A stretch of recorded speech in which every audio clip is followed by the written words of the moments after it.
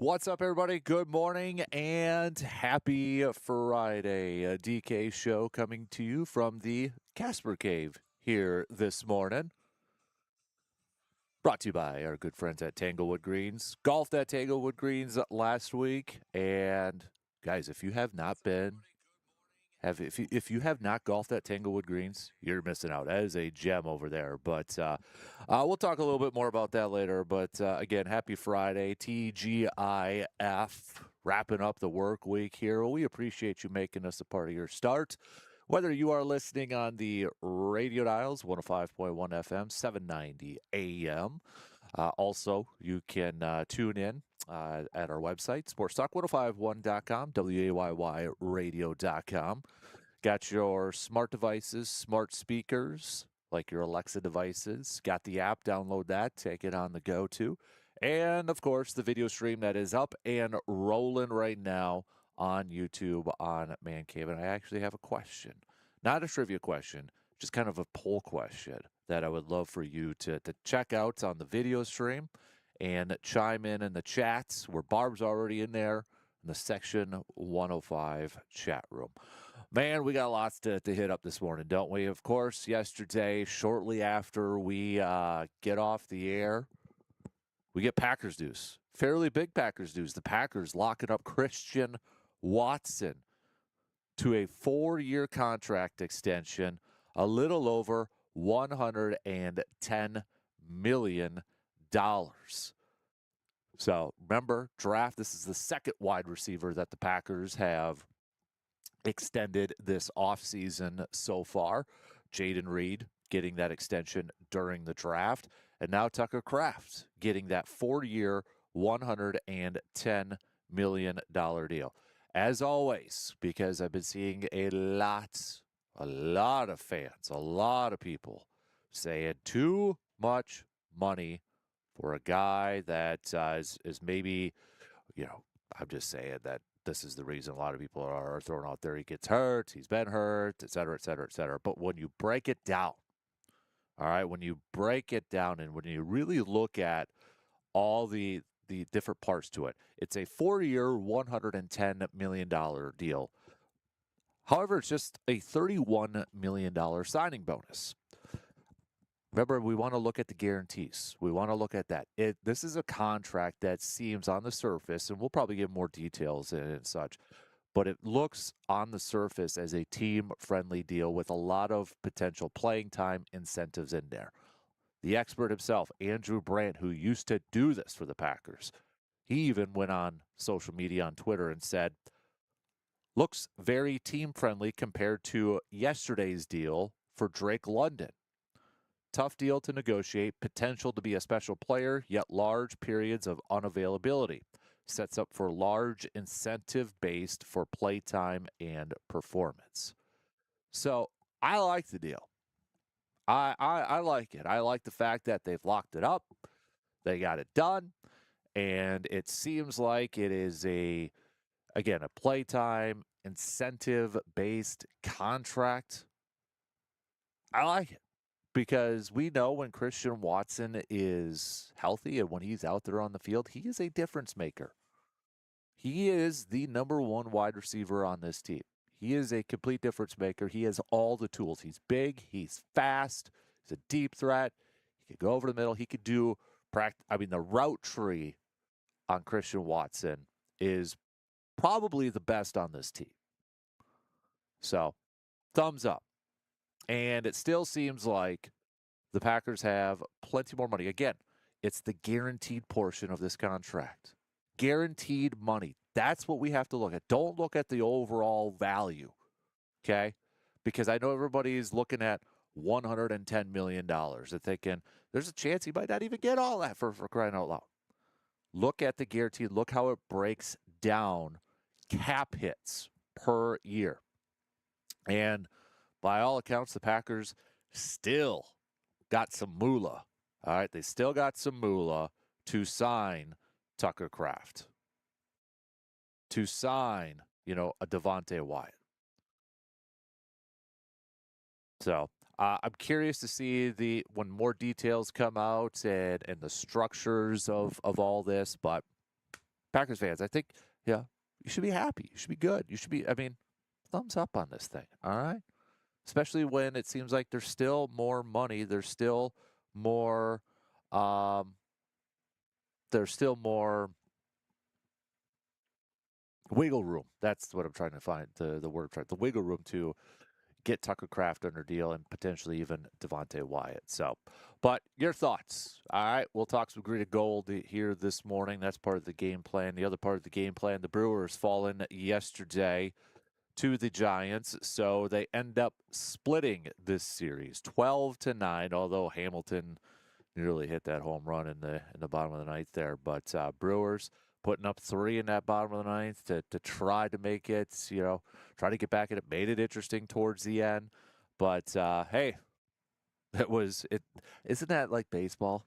How many times it feels like we've seen this before, where it's one game, it's 1-0, and there's hardly anything going on, and then the next day you have a game like this, 12-9. Giants had 20 hits. Brewers had 11 hits in this thing. So, but from the Brewers standpoint, I mean, you had Jackson Churio collecting 3 hits, Yelich with a couple, Terang collecting a couple of hits as well. So, but Coleman Crow didn't have the day. Just wasn't his day. Going 2 1/3, 9 hits, 6 earned runs. DL Hall 2 1/3, but he's a little bit banged up now. Anderson's apparently a little bit banged up. Woodford came in and just almost was a little bit of a sacrificial lamb at that point. 3 innings and giving up 4 earned runs. So not the day here for the Brewers. Not the day for the Brewers in terms of the pitching staff. So, but we'll talk some Brewers and look ahead to the upcoming series against the Rockies. So, we got that on the docket. We'll talk some Brewers baseball. We'll continue our top 250 countdown. Our top 250 countdown. Sports moments in America. So we'll get to continue that. We've done 40 already. So after today, it'll be the final 200. So we got 10 more coming your way here this morning. What else do we have on the docket? We won't have Brandon today because Brandon is going over to State Track and Field. So riding solo here, but we will have Dr. Crow. Hopefully the phone works a little bit better than last week. I think we got it figured out, but hopefully it'll work a little bit better. But I definitely want to talk some Micah Parsons with him and such. So Dr. Crow will be joining us in just under an hour, just past 7 o'clock, for a little Inside the Training Room, brought to you by Chippewa Valley Orthopedics and Sports Medicine. So since I'm also riding solo, I'm going to put it on you. I need you guys and gals to be kind of the co-hosts here this morning. Give me some pump the brakes or full throttle questions, and then give me maybe your answers if you want to. All right, so give me a pump the brakes, full throttle question. Hit me up on that Shoe Doctor's bullpen line, 715-830-1912, or again, join in on the Section 105 chat room. All right, so give me some of that. We'll do a little cream of the crop as well, but local sports roundup. We've got last night we had some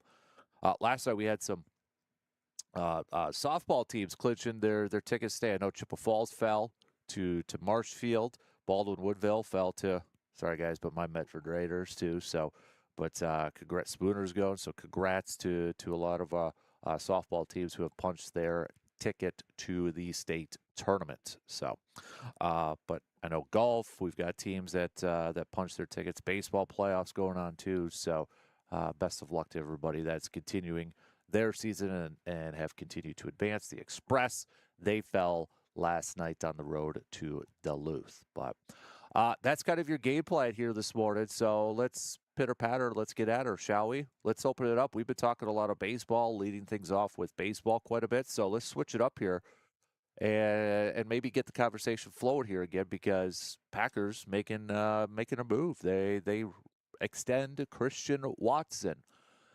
I didn't think that maybe this was going to be the case, maybe even last year at the draft. I didn't know if this was going to be possible. And how quickly a year and a half changes things. But your thoughts, your analysis, your opinion on the club deciding to extend Christian Watson, and who would you make it as a priority next? Is it Tucker Kraft? Is it Devontae Wyatt? Is it somebody else I'm not throwing out there that you would like to see? Maybe it's not a big extension, but you would just like to see them lock him up. Is it somebody like, I'm trying to think, because you can't really do Matthew Golden because of the rookie contracts and such. I'm trying to think of somebody, maybe a little, is it maybe a Zaire Franklin? Edrin Cooper might be available. I think Edrin Cooper might be eligible after this year. So, yeah, after this year, Edrin Cooper would be, I believe, eligible. Don't 100% quote me, but this is his third year. Yeah, so, all right. Maybe we got to start throwing that guy's name into the conversation here, too, like Evan Williams and Javon Bullard after this, too. So, but all right. Want to hear your thoughts on the signing from the Packers extending Christian Watson. We'll talk some football. We'll take our first break, and then the leadoff coming up after these quick words.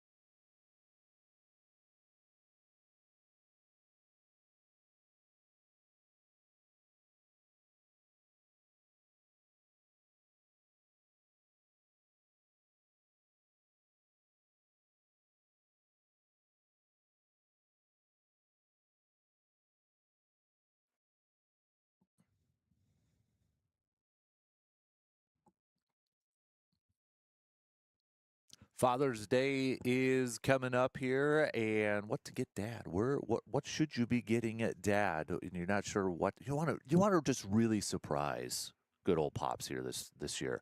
How about a new floor from our good friends at Carpet City Flooring Center? You know, I'm sitting in my man cave right now, and I've got the carpet from Carpet City Flooring Center that we had redone a few years ago now, and then to my left, kind of in the bar kitchen area up to the bathroom and that, it's this awesome looking tile and such. I mean, it's really made the man cave pop over the years, the Kasper Cave pop over the years. And you could do the same for pop. So if your dad, your father, or somebody special in your life just needs some new floors, or maybe it's just yourself that you would love to get some new floors in your space, look no further than our good friends from Carpet City Flooring Center in Eau Claire. All right, check them out, carpetcitywi.com. You could go visit them in store. If you're not even quite sure, hey, I don't know what would look the best or what would fit in my budget and all that stuff. I had questions myself, and their team, so easy to work with, so friendly to work with, so awesome to work with. Just stop in their shop and stop in their store and talk to the team over there, all right? 3109 East Hamilton Avenue in Eau Claire.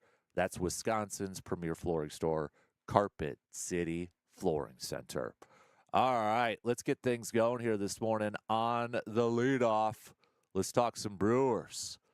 All right, let's talk some Pack. I'm just used to talking about the Brewers every morning. I'm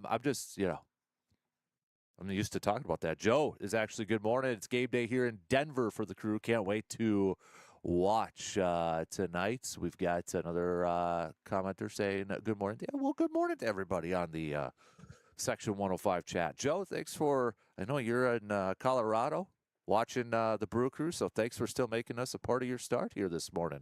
We'll get to some Brewers chat here in a little bit, but we got to talk a little Christian Watson with the news that the Packers extending him to a 4-year, $110 million deal. Let's just get this out of the way right away, okay? We knew this was going to be a lightning rod of a topic to begin with.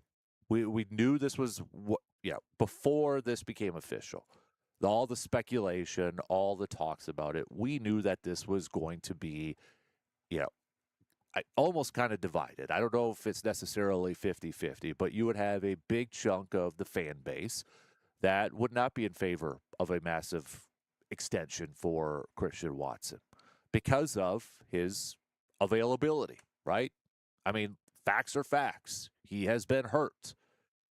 Whether it's been hamstrings, whether it's been ACLs, the guy's been dinged up.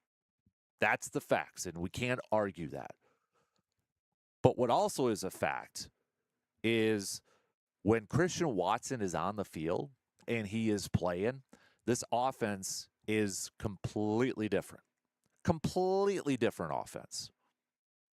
Anybody who has watched Packers games and has followed Packers games knows this. They know it. I mean, he opens up the offense. He is a incredibly critical element to Matt LaFleur's offense, to this Packers offense. He opens up so many different things, whether it's the deep passing game, whether it's, Christian Watson, I think, too, is an incredibly, what doesn't get talked enough about, in my opinion, about Christian Watson is his blocking in the running game, too. And we know that is, what's the quote from Matt LaFleur? If you want the rock, you got to block. And I know that was kind of mostly used out there with Alan Lazard and that, but Christian Watson, I think, is an underrated blocker, or it doesn't get talked enough about that element of his game. But he opens the door for everybody else. A lot of the offense runs through number 9, runs through Christian Watson. And when he's not out there, we have seen it time and time again. When he's been banged up and he's not out there, the offense is just not the same. And I know over the last few years, there was always kind of the debate. Do the Packers have a number 1 wide receiver? Do they need a number 1 wide receiver? Is it wide receiver by committee? And while he may not lead the team in statistics and such, Christian Watson is the number 1 wide receiver because of all the different things that he can do and just how important he is to the team overall. I mean, just kind of, look at these are some of the numbers here too. Christian Watson from week 8 to the wild card round this past year. This is where he ranked when he was back out on the field. 5th in touchdown catches, 3rd in yards per catch, 10th yards per route run, 5th in passer rating when targeted, 8th in contested catches, 2.6% drop rate, 5th best in the NFL. It doesn't take a rocket scientist to know that when he played last year, it was clearly evident he was the number 1 wide receiver, and he was a go-to target, and he's got big play ability. I understand the concern from some people out there about, okay, but you're still paying money to a guy that's been injured before, and I understand it. Those are facts that we can't get away from. But part of these contracts too is, you'll hear some people say, well, contracts are more for, what you expect the player to do. And yes, that is 100% true. But there is also an element where, okay, but they're also getting these contracts because of what they've kind of shown in the past year too. And I think that's where a lot of the concern is from some fans. Like, well, some of the stuff that he has shown in the past is his inability to be available. And what do we always say is kind of the top thing? You have to be available in the world of sports. Availability. And that's why I think when you look at some of the details that have already been out regarding this contract, I think one number to kind of focus on here is the signing bonus. It's $31 million signing bonus. And considering where wide receiver contracts have been going here in these last couple of years, and you really look at those numbers, I think this is a team-friendly deal, but it also gives Watson the ability to make a boatload of cash. To me, it's kind of a win-win on both sides. And I know Andrew Brandt, and again, he is the expert in this. And his tweet from yesterday about this, and this is where I think a lot of fans should go to, is he said it looks very team-friendly compared to Drake London's deal. A tough deal to negotiate, potential to be a special player, yet large periods of unavailability. Sets up for large incentive based for playtime and performance. And I think, that's the key here too, is that if this deal is in fact very focused on playtime and incentives, that's a win for both sides. Christian Watson's betting on himself, and the Packers, too, are betting on him to be able to hit those incentives. And Watson, let's give Watson some credit here, too. Watson didn't have to sign that deal. He didn't have to. He could have said, no, I want more guaranteed money. I don't necessarily want incentives. I want my money now. I want all this guaranteed money. He didn't have to do that. But he did. And when you kind of look at some of those numbers, the guaranteed portion, like Tom Silverstein, who covers the Packers, noted, not a crazy amount of money given the escalation of wide receiver salaries. It puts Watson at about 15th in the NFL in average receiver salary. If total guarantee is $31 million, it ranks in the 20s among receivers in the NFL. So if that is the guarantee, that's 31's fully guaranteed and that's it, you're talking about in the 20s. 20s in the NFL. 15th average salary in the NFL, where you're seeing a lot of receivers trying to outdo the other in terms of money, whether it's per year or total guaranteed or total value over the length of a contract. So when you look at those numbers, don't necessarily just focus on, I know everybody wants to focus on the $110 million. Look at it look at the guaranteed money, look at the incentives portion of it, and look at it compared to other contracts across the league. And to me, when I see all that and just knowing how valuable and how important Watson is to this offense, I like this deal. And I think Packers should be very happy about this deal. And kudos to Watson, I think, too, and his side. Because, again, they didn't have to sign him. They could have really said, nah, you know what we're going to do? We're going to play this year, and we're going to enter free agency next year and potentially get top 5 money. But maybe it was smart on Watson's camp, too. It's like, okay, maybe get a little bit more security. It's an example of two sides working together to find that negotiation and finding that common ground and working out a deal instead of having some drama around it.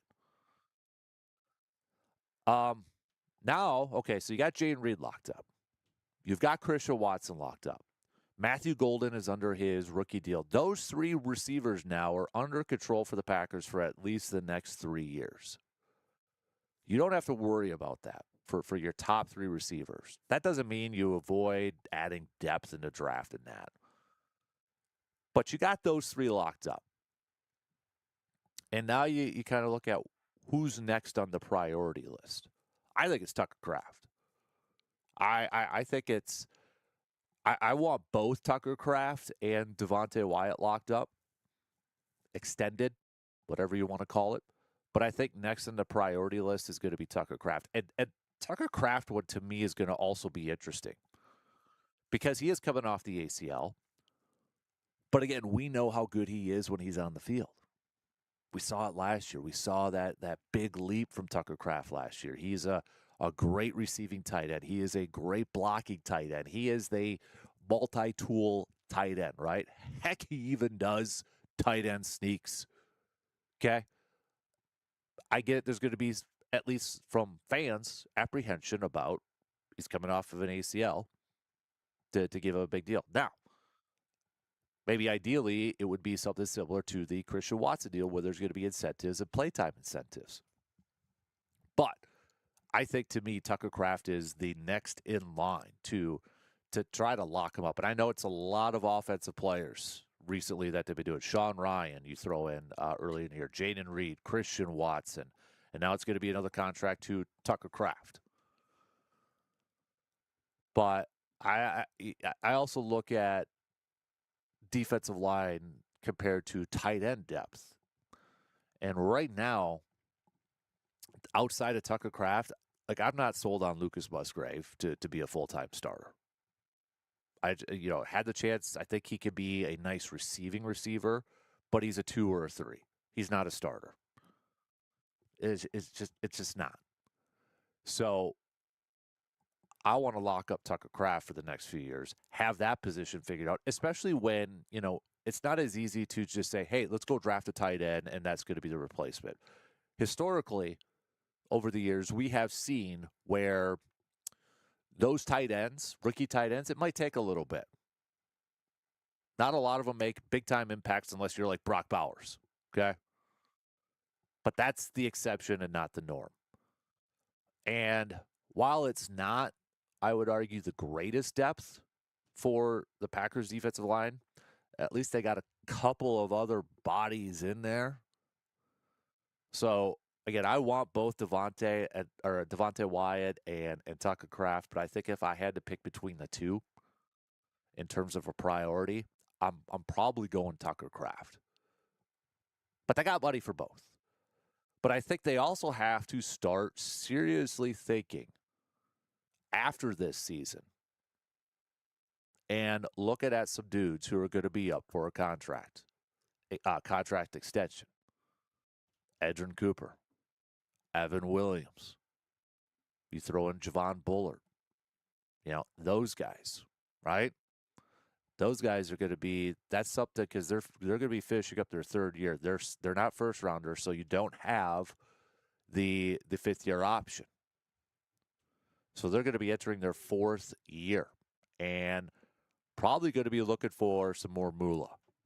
And I think we could all agree Edgerrin Cooper and Evan Williams deserve more moolah. They deserve bigger contracts. They are key figures to this defense. And not to get too far ahead of ourselves, but I also think you kind of look, and I don't know what the Josh Jacobs situation is going to be like. Let's say he plays, but regardless, I think he's gone after this year because of the cap space and cap number. Maybe it could be a little restructured, but you're going to have those type of difficult decisions. Aaron Banks on there too. So it'll work out. They've got this plan. It's not like they're just kind of taking it day by day. There's going to be cap space open for guys like Edrin Cooper and Evan Williams. And those are just a couple names that could be off the books after this year. Might be a little bit of a dead cap hit, absolutely. But it'll open up some space for those guys too. Russ Ball, Goody, that entire set, they know what the heck they're doing. And I'm not concerned about them not being able to lock up Tucker or Edrin Cooper and Evan Williams in the future. Your thoughts, hit us up. Text me on that Shoe Doctors bullpen line, 715-830-1912, or you can join in on the Section 105 chat. We got to take a quick break. Back with plenty more coming up after these quick words.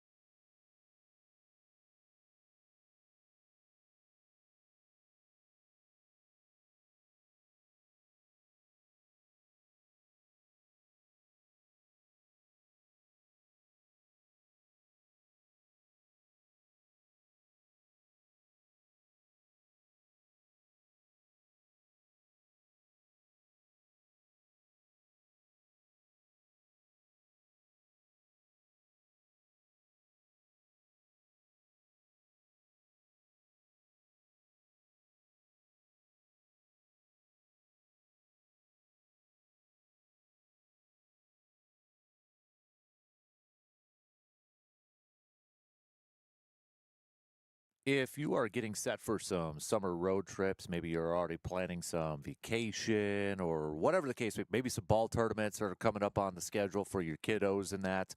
Whatever the case may be, you got to get your vehicle ready to hit the road this summer, and nobody better than our good friends at AJM Automotive. So just visit their website, ajmautomotiveservices.com, to schedule your appointment, whether it's oil changes, maybe you need some tires, maybe you need to check the AC, brakes, whatever the case may be. There are 2 locations in Eau Claire right now to help better serve you. Or it is lawn mowing season, and coming from my experience, if you need that mower fixed up, tuned up, oil changed, or belts replaced, they can help you out there too. They're just kind of, they do a little bit of everything over at AJM Automotive Services. So again, check out their website, ajmautomotiveservices.com, to schedule your appointments. We've got a couple texts to get to here.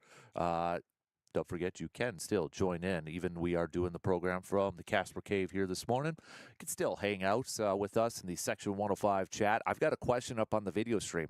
All right, I'm still waiting for some people to answer. It's not a trivia question. It's just an opinion question, all right? So, but we've got C-Bomb that had chimed in saying Watson doesn't change the offense. He makes it unstoppable.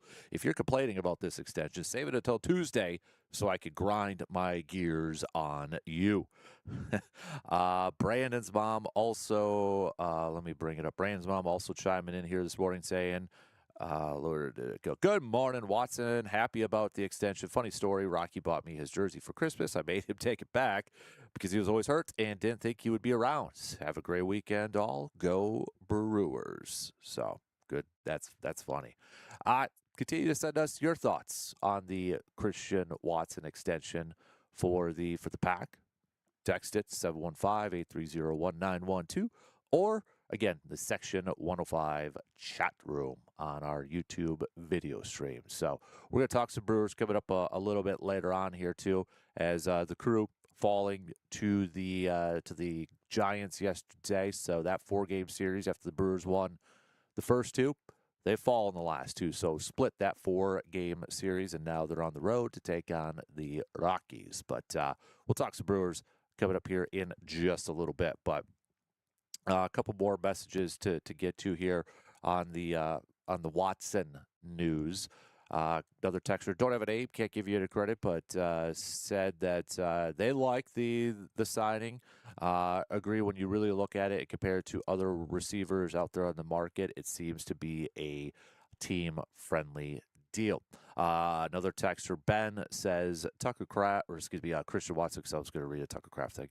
Christian Watson makes this offense click. He is a huge and crucial part. I understand the concern about his injury history, but he seemed to have turned a corner last year after recovering from his ACL injury. And people forget, the year prior, when he was coming off those hamstring injuries, he seemed to have turned the corner there. Can't fault him for an ACL tear. I would agree with that. Here, put it in this perspective too. Christian Watson, in terms of guaranteed money, the 31, if that's all that's guaranteed, the signing bonus, he'll be 26 in terms of guaranteed money. That's behind guys like Carnell Tate, Jordan Tyson, Calvin Ridley, Travis Hunter, and Romeo Doubs.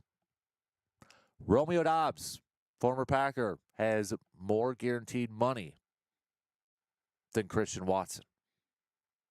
Now, Christian Watson could potentially make more, but in terms of guaranteed money, that sure seems like a bargain, a team-friendly deal. I like this signing, and to be honest with you, I'm really surprised that they got this thing done with those, of the numbers that are available, of the contract numbers that are available for us to kind of banter about and talk about. I think Green Bay hit a home run on this one. I won't bear the headline. You could call it hot take, call it overreaction. I don't care. But I think this is a heck of a deal by Green Bay. And I don't want to downplay it too. That it's a good deal for Watson too, because he is going to, if hits those incentives, yeah, he's going to get a nice chunk of change. I like it. I like the deal a lot. So, and we got more money for the likes of Tucker Kraft, Devontae Wyatt, et cetera, et cetera, et cetera. I think it's Tucker Kraft. I think that's the next one that you try to focus on and try to get done. And I do wonder if Green Bay would like to get this thing done before the season, and kind of with the approach that let's get it done now. So in case he does go out there and ball out, which we're all hoping, and the Packers are hoping that he goes out there and balls out. But if he goes out there and balls out and he finishes this upcoming season without a contract extension, you know what that means? Price tag goes up a lot. And I think this was also part of the incentive, the motivation for Green Bay to get this deal done too, was, okay, Watson goes out there and let's say he gets 1,000 yards, double-digit touchdowns, and makes play. Yeah, his numbers are going to go up too. I mean, look at what Romeo Doubs. No offense to Romeo Doubs, but I mean, for crying out loud, the dude got a big contract from the Patriots too, and he necessarily wasn't maybe viewed as a legit number one receiver. Wide receiver markets are crazy. So for this deal, I think it's a good one. It's a good one for the team. But I think Green Bay would like to get this Tucker Kraft one done before the season or a little bit into the season. Because, and this is something Green Bay has done historically over the years. Devontae Adams, Jordy Nelson, et cetera, locking guys up right before they maybe head into that final year where they're going to like get a bunch of cash. Remember the Devontae Adams one when it was like Ted Thompson's final deal?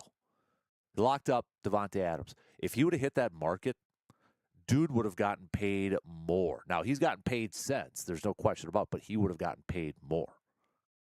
And Green Bay knows this. They've historically have done this how many times, right?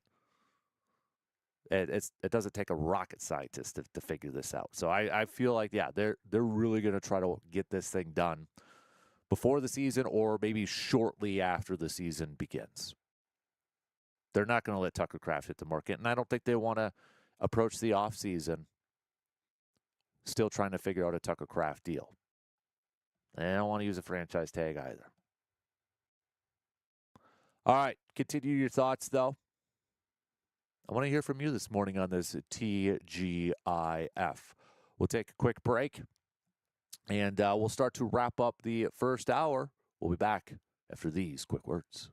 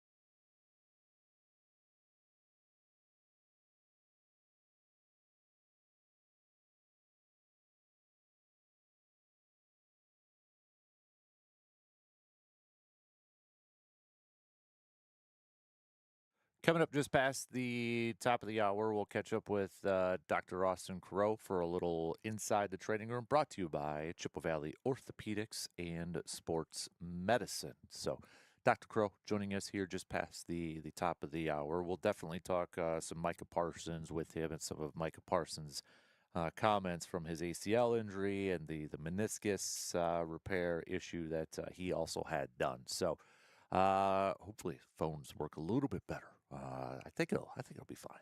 I think it's just kind of maybe cuts in and out with a little internet connection and such. So, but anyways, Dr. Crow coming up just past 7 o'clock for a little Inside the Training Room. Again, if you're dealing with some of those aches and pains, especially you weekend warriors out there, it's that time of year.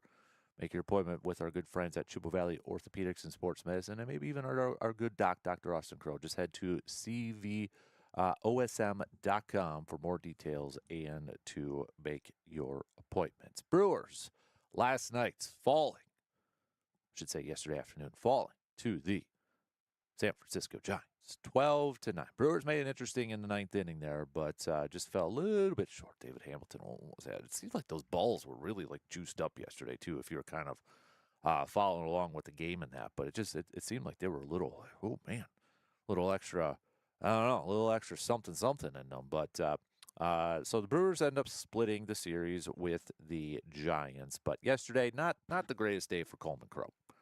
You know, he had a chance to maybe go out there and make another really good impression, maybe even stay with the ball club a little bit longer, and he probably is, I mean, with some of the injuries and such. But just 2 1/3 for Coleman Crow, giving up 9 hits, 6 earned runs, 2 walks, 2 strikeouts. One of those days that just didn't have it.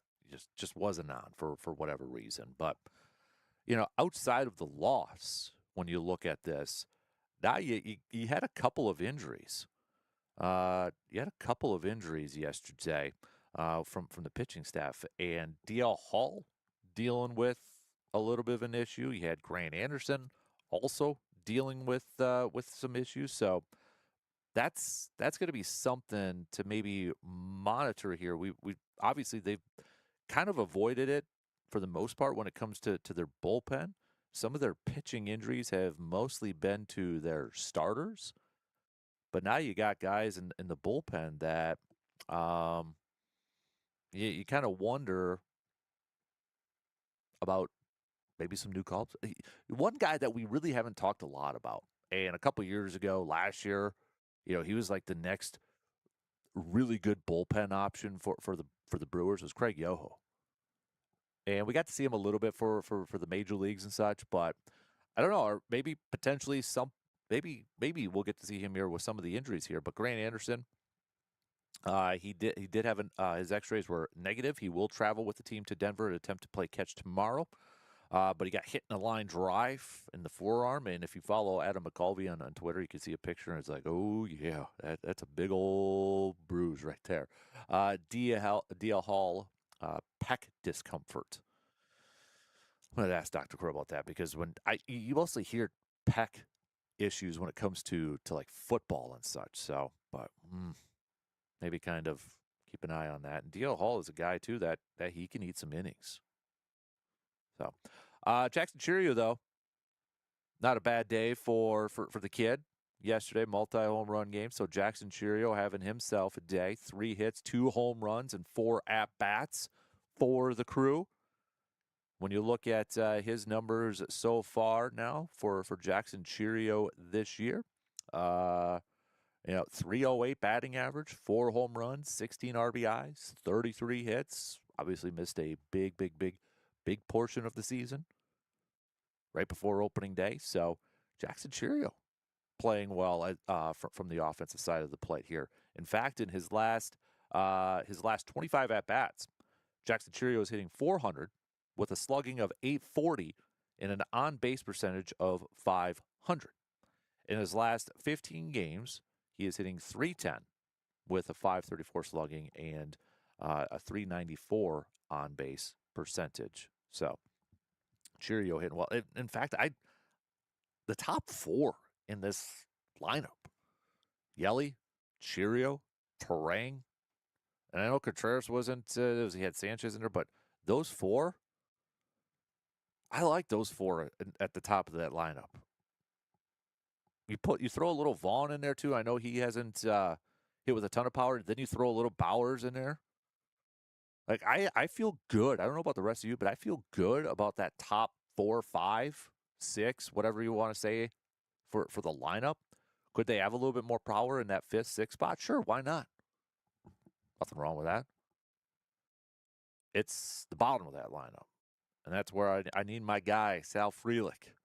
All right, I need him to continue to play with a little bit more confidence at the plate here. Okay, he needs to get a little bit better. He's slowly getting up there. He collected another hit yesterday, but we need more. When 5 at bats, we need a little bit more. I know in his last 24 ABs, he's up to 250, but Sally baby, we got to get it up there just a skosh more. Okay, so all right, shot clock's going to cut me off here, so.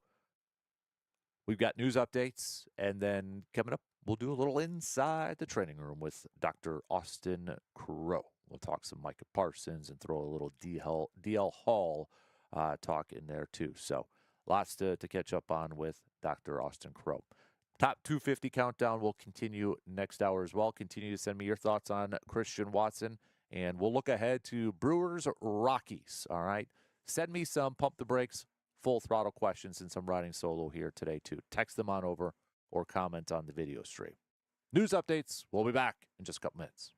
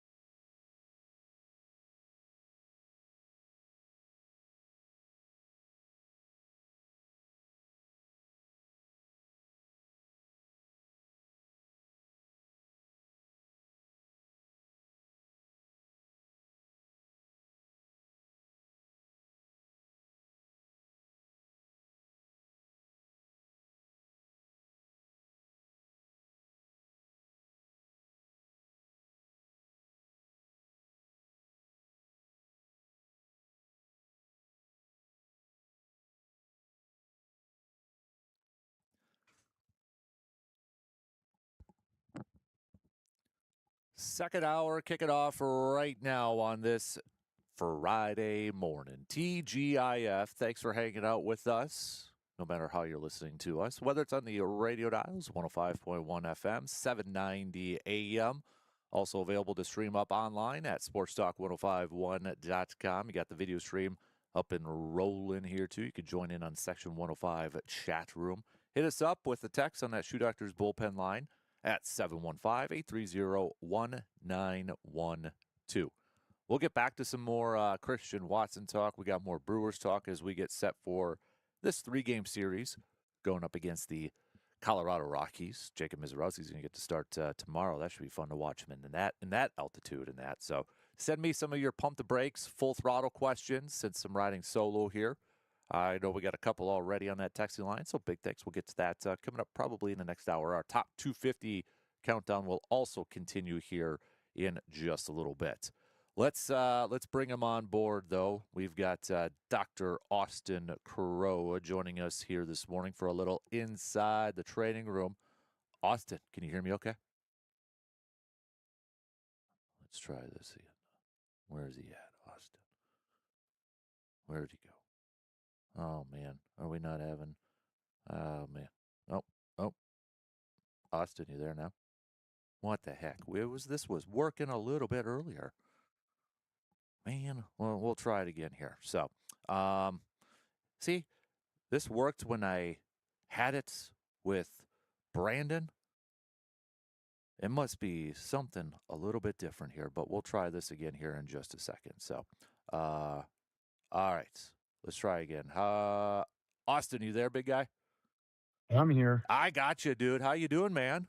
Perfect. We're rocking and rolling. Rocking and rolling, dude. So, yeah, I don't know, I think Brandon was lying to me when we tested it with him, so we'll blame him. But anyways, very untrustworthy. Exactly, right? Can't trust those Chippewa Falls people. So, very shady. Hey, let's start off because I've had a lot of people want to reach out and talk some Micah Parsons with you, Austin, and he recently said the other day with his ACL recovery that the Packers have a hard 9-month timeline. Like, you cannot return before 9 months from an ACL surgery. He mentioned that there's statistics, there's numbers that kind of go into it.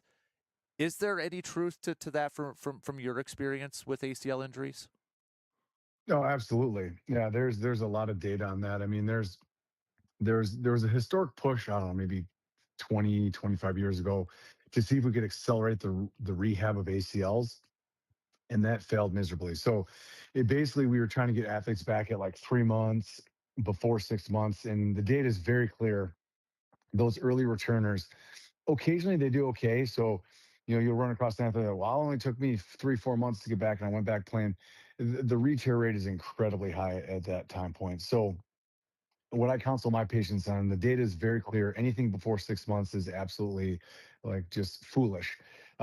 Between month 6 and month 9, there's still a decrease in the re-rupture rate, but we can sometimes make kind of individualistic decisions where it's like, look, your leg looks like it's recovered better.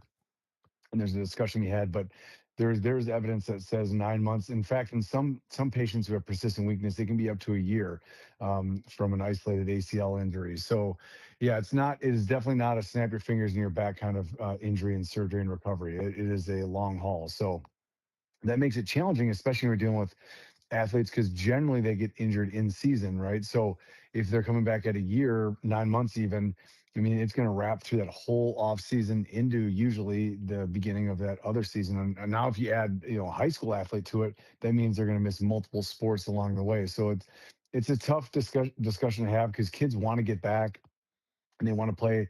And now you throw into the mix that, professional athlete, and that's their livelihood, and they want to get back out there. So, I'd read his discussion because I think he'd made some either, comments to people about maybe he'd be back sooner. And I think he's coming to realize that it's probably the smart thing to do to give it the full time to heal and heal correctly and get back and participate when the leg is ready, not when they want to.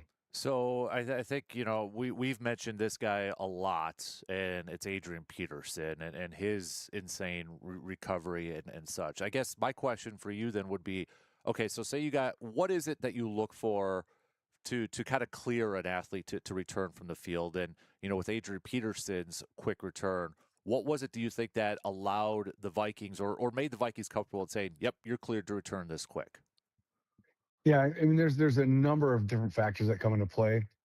Some of them are subjective, some are objective. So, as far as objective findings, we want to assess the graph. So when we assess the patient in clinic, we basically do what's called a Lockman, an anterior joint pivot shift test. So there's 3 tests that we can do to assess the stability of the ACL.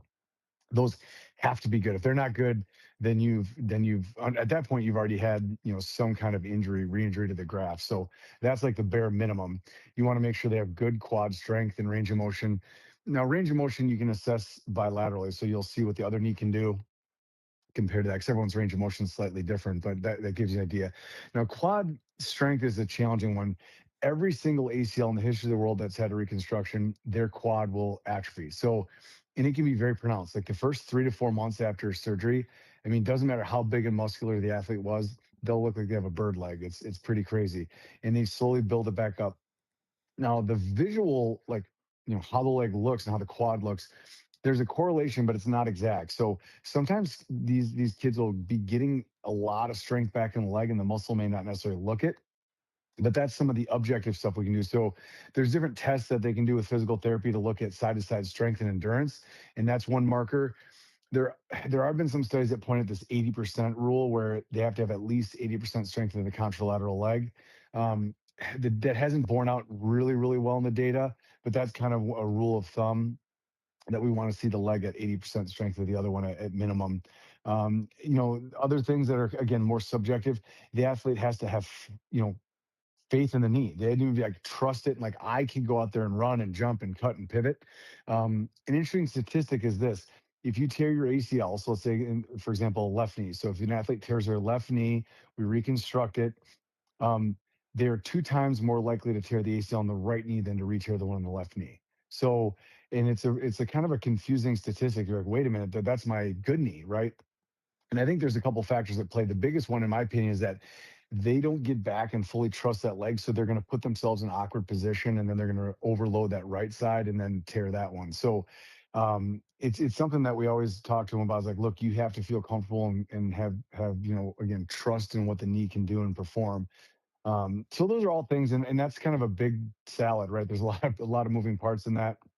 But and then one of them, I guess, to say that is very objective, is time. Like what we're talking about right now. I mean, it really, 6 months is the absolute bare minimum. Often I try to get them close to between that, 6 and 9 month, depending on what the season looks like. But we make modifications based on the athlete and where they're at, and so it is, again, individualized every time. But those are kind of some rough things that we look at.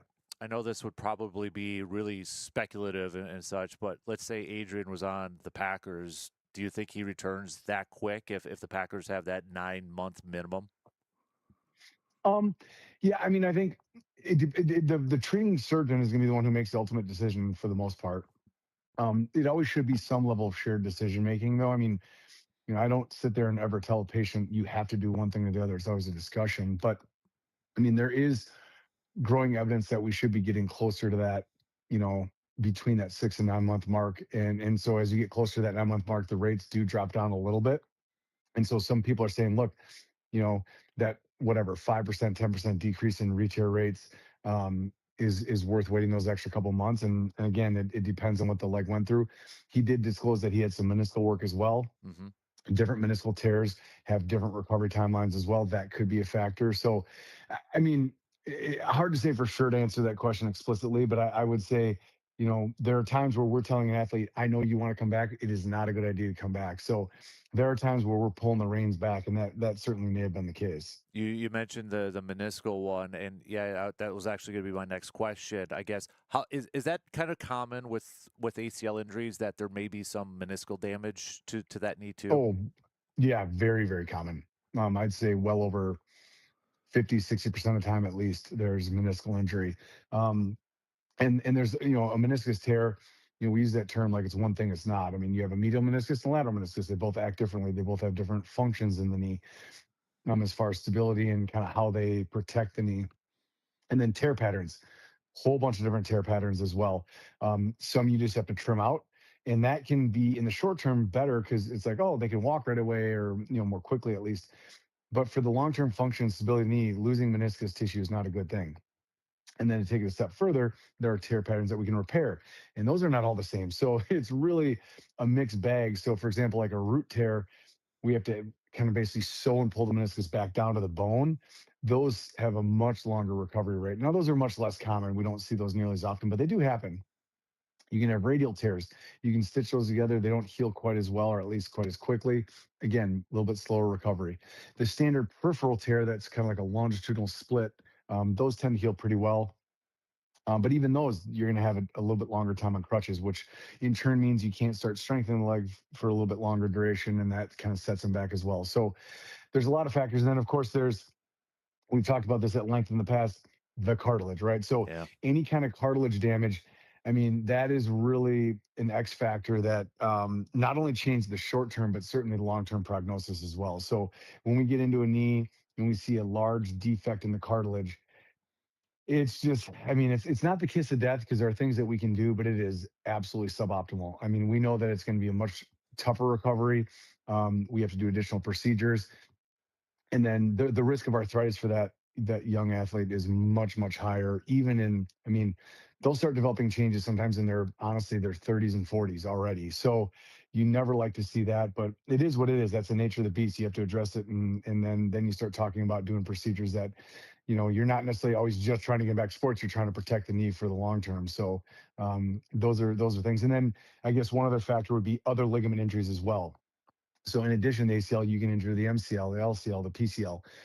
Those are much less common, but it's not rare to have a collateral ligament injury with the ACL. So ACL with an MCL or ACL with a posterolateral corner injury. So we do see those, and those again can either be operative or non-operative, and those all play a role. So definitely a complex topic for sure, but and that really kind of speaks to the fact that it's hard to put these in a box where it's like, oh yeah, ACL, you get back at month 6 or month 9. I mean, there's so many things that come into play in how we treat them. What they're getting back to, what sport within the sport, what position. So a lot of moving parts. I had seen some people kind of talking about his knee injury with the meniscus specifically and trying to compare to Malik Neighbors. Now, Parsons, from my understanding, was, I think I read, a trim of the meniscus, and Malik Neighbors was a little bit more extensive. Can you maybe explain the two, like the different differences between the two? Yeah, so if there's a smaller tear or sometimes even a bigger one that's not a repairable pattern, then we remove it. That's called a meniscectomy. Sometimes we'll use the term trim out or clean up. We're removing the tissue, so it is just removed. As you might imagine, if it's removed, you don't really need to protect it because it's been removed. Now we don't remove the whole thing. Just to be clear, we only remove the part that's torn. But the meniscus, it basically is a little kind of C-shaped fibrocartilage piece that sits between the femur and the tibia. So it has two main purposes. One of them is a shock absorber, so it literally sits between the two bones and absorbs some shock. But it also is a secondary stabilizer of the knee, so it plays a role in stability. Which, of course, whenever you have an ACL injury, that plays a big role in it. So those stabilizers are important. So if you're just trimming it out, now you have a defect in that, so it doesn't function as well. It's not a light switch where it's like you trim a little bit out and it doesn't work, but of course it's a gradient. So if you trim a little bit, it only affects a little bit. If you have to trim a lot, it can have a big effect on both that shock absorber function and the stability. Now, the nice thing about repairing is if you get the repair to heal correctly, which it usually does, you restore normal meniscus function. And so there have been a number of studies that show after an ACL tear, ironically, it's not so much the ACL reconstruction. The two big variables are, was there a cartilage injury and did you have to cut out any meniscus? Because if you repair it, a repaired meniscus functions like a normal meniscus. So then you'll say, all right, yeah, repair sounds great. And it is.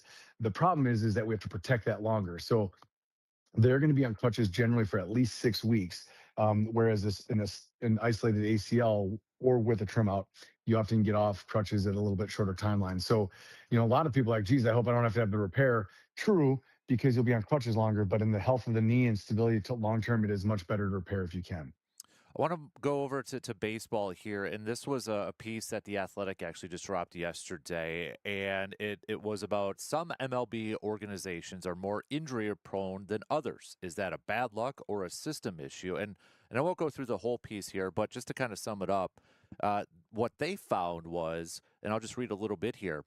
You can sort publicly available lists of injuries any way you want, and the Athletic did, coming up with nearly a dozen different combinations. And the same three teams stay at or near the top of the list of organizations with the most injuries: Yankees, Mets, and Baltimore Orioles. So, and they ask the question, why do the most injured organizations tend to stay that way? And they kind of go through all these numbers and statistics. But I guess what I want to ask you is when you see something like that where they do like 12 different, types of scenarios, but there's a common theme of three teams, do you tend to think that maybe that's still bad luck, or is there a deeper root and then you want to try to investigate that from your position?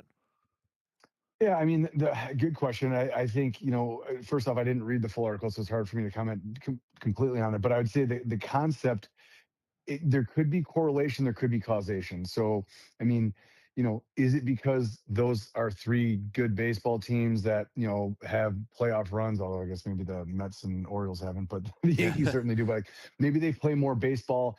Maybe they push their pitchers harder. Maybe they throw more innings. Um, and so it could be like a coaching style where it's like, look, we're not afraid to leave our starters in a little bit longer. We're not afraid to have our guys throw into the hundreds for longer durations of time. That's going to put more stress on the shoulder elbow. Those are certainly possibilities. It could be their approach to off-season training where it's like, look, we're not going to give as much rest, or we're not going to focus as much on strengthening and flexibility. We're going to focus more on strengthening. So those are possibilities that there's actually something going on. Um, but there's also going to be confounding variables. So maybe they're guys there, over the last handful of years that have had injuries and are recurrent, and they pop up, 5 times, and that really triggers a higher number. It's hard to say for sure. I can tell you these teams are not flippant, and I can tell you the doctors taking care of these teams. I mean, in fact, the Yankees and Mets, I think, have the same team doctors. It's uh, HSS, I think. Definitely the Mets, but I think they're the Yankees docs as well. So, I mean, those hospitals that take care of them, I mean, they're world-renowned shoulder and elbow surgeons. So they're getting top-notch care, that's for sure. So, I mean, do I think that there's something really detrimental going on where they're just ignoring stuff or putting people in bad places? Probably not. So, hard to say for sure. I mean, I think again, could it be um, multiple factors at play?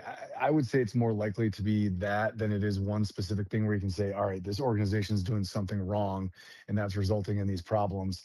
But I bet you that article will raise some eyebrows, and I bet you those teams will look at it because, I mean, each athlete when they're injured, I mean, if you think about what they're investing in the team, in what they're putting in those players, I mean, the dollar bills are just staggering, and so they do not want to see a single missed game. So they're going to do everything they can to prevent injuries, or if they do see them, treat them and get them back as safely as possible. So I'm sure there'll be some work on their end to try to figure that out too. Yeah, and there's a interesting portion in here too, talking about youth and high school Tommy John surgeries, and it says, and this is a percentage of overall UCL surgeries at Andrews Sports Medicine and Orthopedic Center that were performed Hmm. on youth and high school pitchers, and talks about the rise of Tommy John surgeries.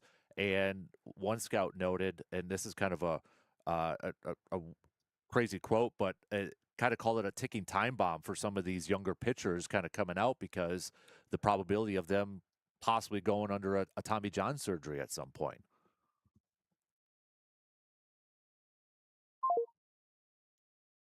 Oh, I think let's try this again. So all right, let's get Dr. Crow back on here too. So, but yeah, it's a really Oh, interesting can, piece.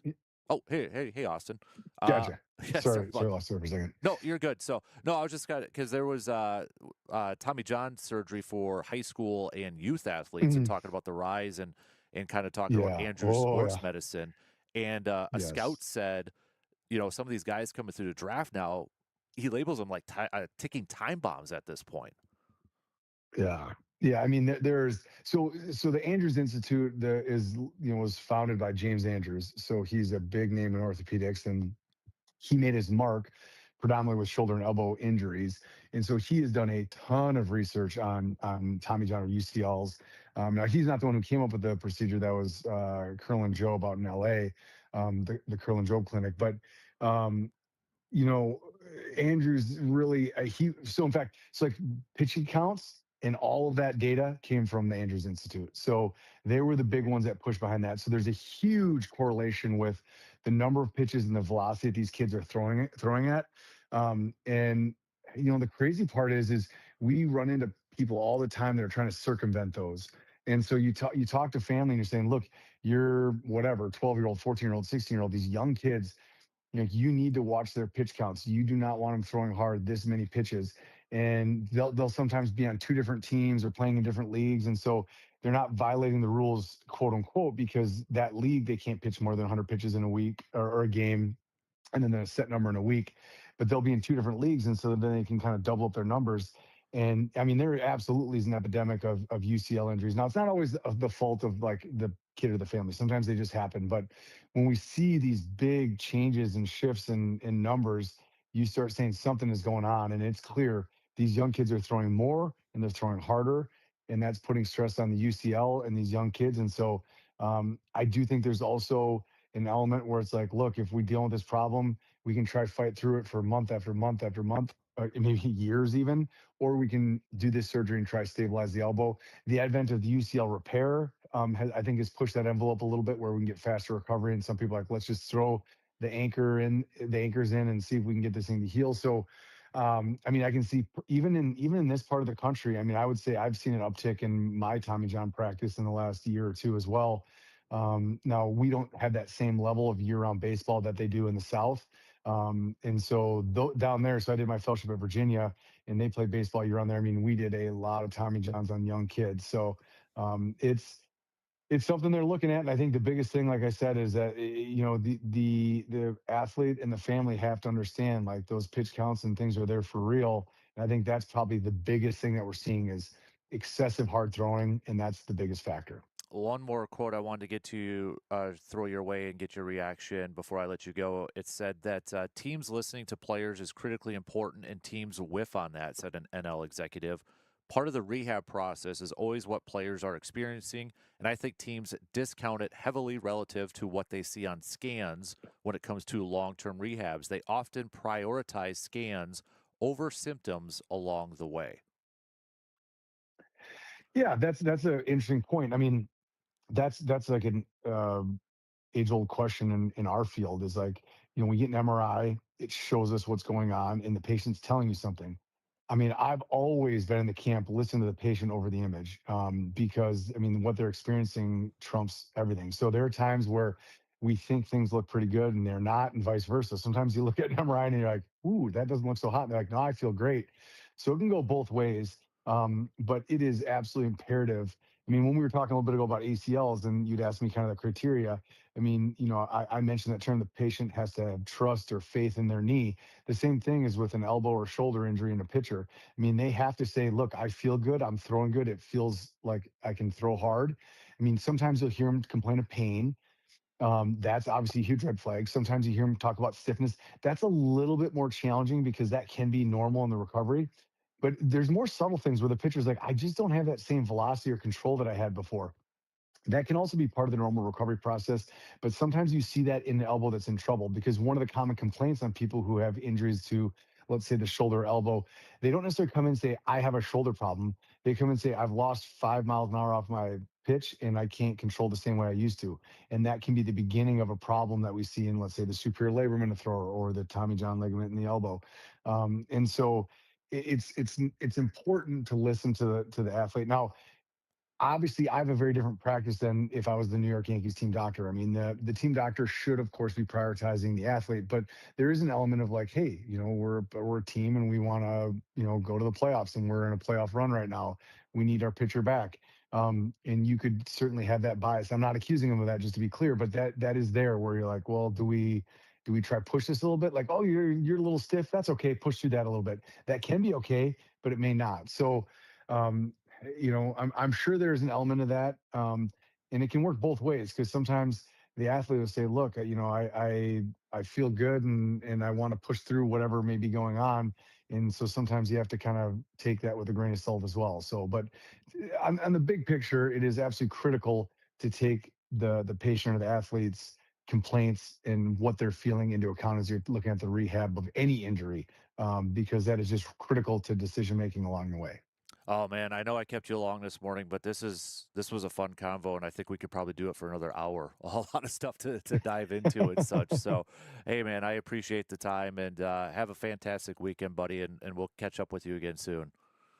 Absolutely. Take care. You got it. Dr. Austin Crow, Chippewa Valley Orthopedics and Sports Medicine. Just an awesome, awesome, awesome conversation there. And I think the Tommy John and the kids and the elbow pitching, I mean, that's a conversation that I don't think is going to go away anytime soon. But man, big thanks again to Dr. Crow for that conversation. All right, we got to take a quick break. I know we're a little behind, but we'll be right back after these quick words.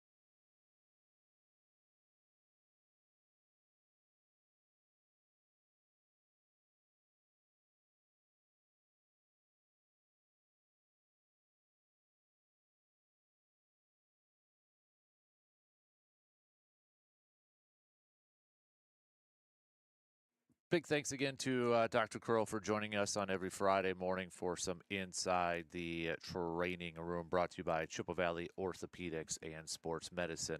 Hey, this weekend, if you're looking to maybe get the grills out, I know there's talking about a little rain here tonight and that, but if you want to do a little backyard barbecue and a little grilling and such, make sure you go visit our good friends at Mike's Star Market, west side of Eau Claire. It's brat season, baby. It's baseball season. It's brat season. All that good stuff. Look no further than getting all your brats from Mike's Star Market. Bunch of different flavors to try over there, whether it's like the Man Cave Light ones or whatever the case. You'll be surprised when you stop in there and you see all of the different flavors and selections. So go visit. I think I'm going to go there today, actually, this afternoon, and load up and because I want to do a little grilling out this weekend. So, but yeah, go check it out. Mike Star Market, west side of Eau Claire. I know I got to take another break coming up here in just a sec because we went a little long with Dr. Crow, but I hope you guys, I hope everybody enjoys those conversations with Austin. And I know I got a couple of texts already giving some praise to Dr. Crow. But that's I always feel like we learn a lot talking with Dr. Crow here. So hopefully everybody enjoys that too. We got Brewers versus Rockies coming up tonight. Brewers Rockies. Taking a look at this series. Kind of looking at I know we're Saturday's game with Missouri. By the way, Joe, are you watching the whole series? You just watching tonight? So Joe's on our video stream and he's actually in Denver right now. Going to be watching I believe tonight's game, but are you also going to be watching a tomorrow night's game, or how many games are you? I'm kind of curious on that, but because I think we're all like, oh, Mizorowski and those elements and that could be kind of good there. But Brandon Sproat's on the mound here tonight, and I think tonight is a big night for Brandon Sproat. Brandon Sproat's coming off of a game where his manager Pat Murphy wasn't too pleased with his performance. He hasn't lost confidence in him, but if we revisit some of the comments that he threw out there, he wasn't happy, calling it duds and that. So I think tonight is a really big time night for Brandon Sproat. And even if he not to be like a Debbie Downer or anything like this, but even if he goes out there tonight and has himself a really good game, he's got to stack these performances. He's got to go out there and have consistently good performances. Otherwise, now you kind of look at some of the injuries in the bullpen, and you're like, oh, maybe a move to the bullpen is on the horizon here for Brandon Sproat. But I think tonight is a big one. Coming off that Houston game where he went 4 1/3, 6 hits, 5 earned runs.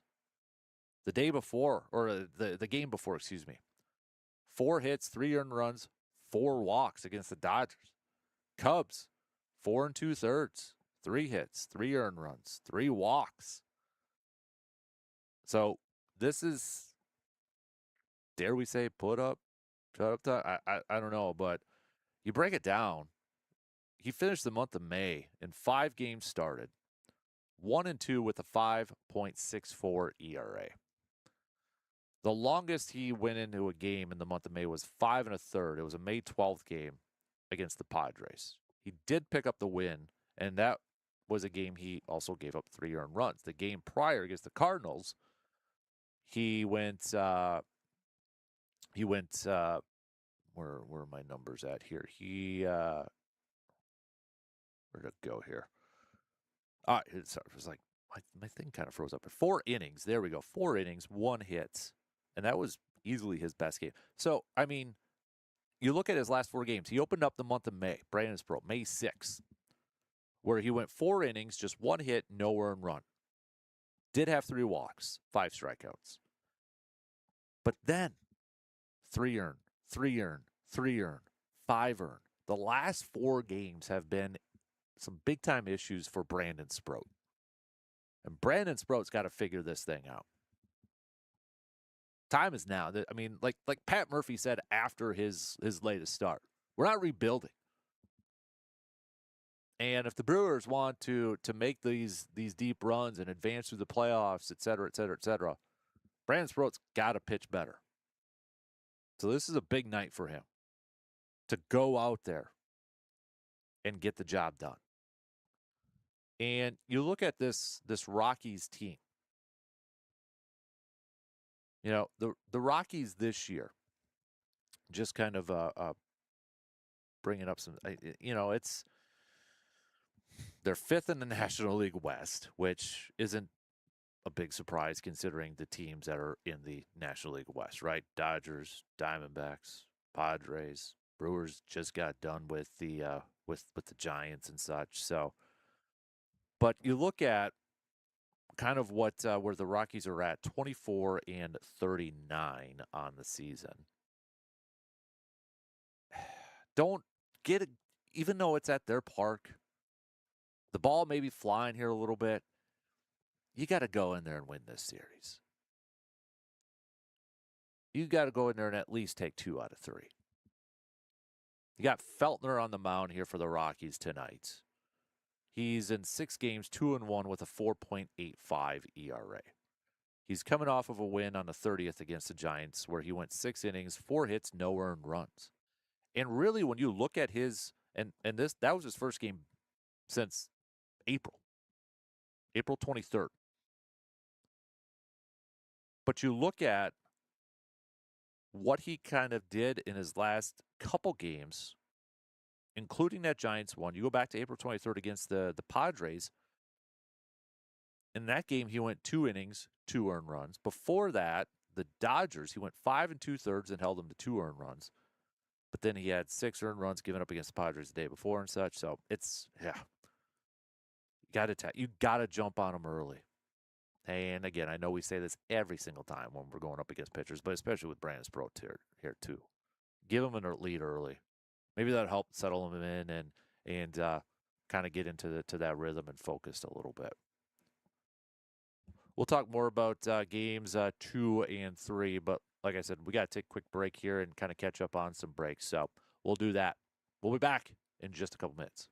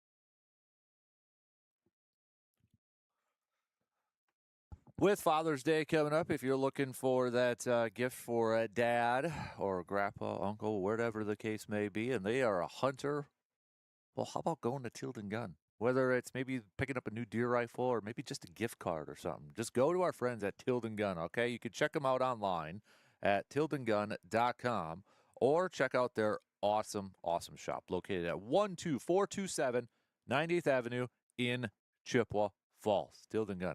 I actually will be going over there probably next week to do a little shopping. So if dad is a hunter and maybe he needs that new deer rifle or maybe a new turkey shotgun, or you don't know what he needs, but you know he needs something, pick up a gift card from our good friends at Tilden Gun.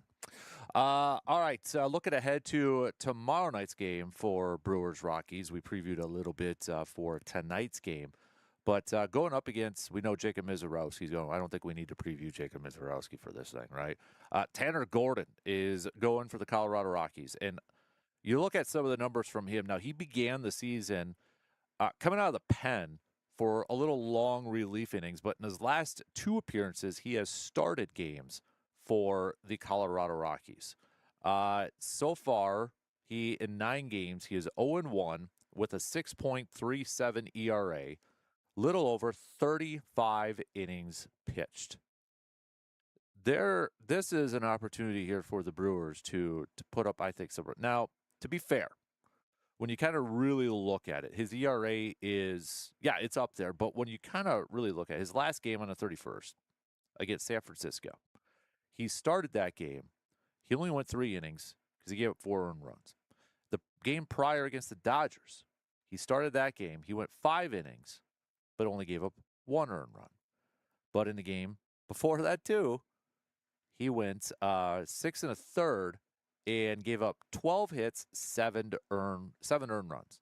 Then 1, 2, 1, 3, 6, 0. It's kind of all over the place, really, when you look at Tanner Gordon's numbers. So, again, Brewers offense. I don't have any concern about Jacob Mizorowski going into this game. And I don't think a lot of Brewers fans are going to have any concern about Jacob Mizorowski. This is a game where it's like, okay, don't let Tanner Gordon just have kind of a career night. Don't let him go out there and establish his presence with authority like Duke from Bull Durham, right? Go out there and take care of business. Go out there and put up some runs. You know what you're going to get from Jacob Mizorowski. Just go out there and do your thing if you're the offense. And then on Sunday, we've got Shane Drone, which, I look at that and, we've seen Shane coming out of the pen quite a bit this year. And he is slated to get this start on Sunday in the series finale. Now, he started a game back on April 8th. And he started on June 1st against the Giants. And in that game, he went 4 innings, 2 earned runs, 1 home run. So you probably know it's going to be a 4-inning game. Others are going to be used, whether it's an Ashby or, we know DL Hall is probably not going to be available. But, there's going to be some bullpen guys in there. But, with the uncertainty of Brandon Sproat continuing to start when guys like Brandon Woodruff come back and maybe Logan Henderson, if Brandon Sproat goes to the pen, is this an opportunity for Shane to kind of start more games and move into that starting role?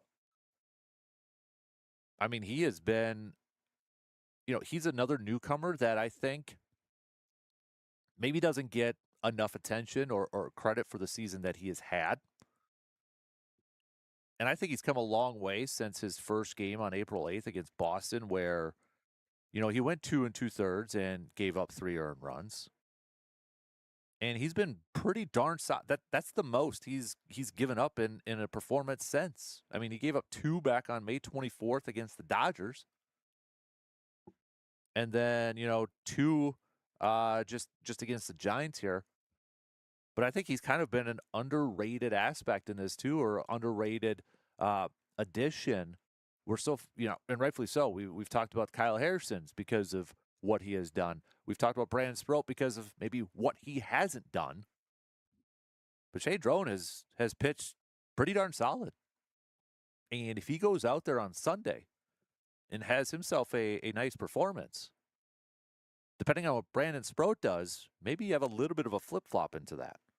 On the flip side, you got Kyle Freeland getting the start for the Rockies on Sunday. He's 1-6 in 10 games, 8.06 ERA. He has started 7 of these games. It has not been a good year for Freeland. He's coming off of a game against the Angels where he gave up 5 earned runs and 5 2/3. The Dodgers back on the 26th, 9 hits, 8 earned runs. Texas on the 20th, 7 hits, 3 earned runs. Sum this all up, Brewers offense, you have an opportunity to put up some crooked numbers in this series. Okay? You have an opportunity to do so.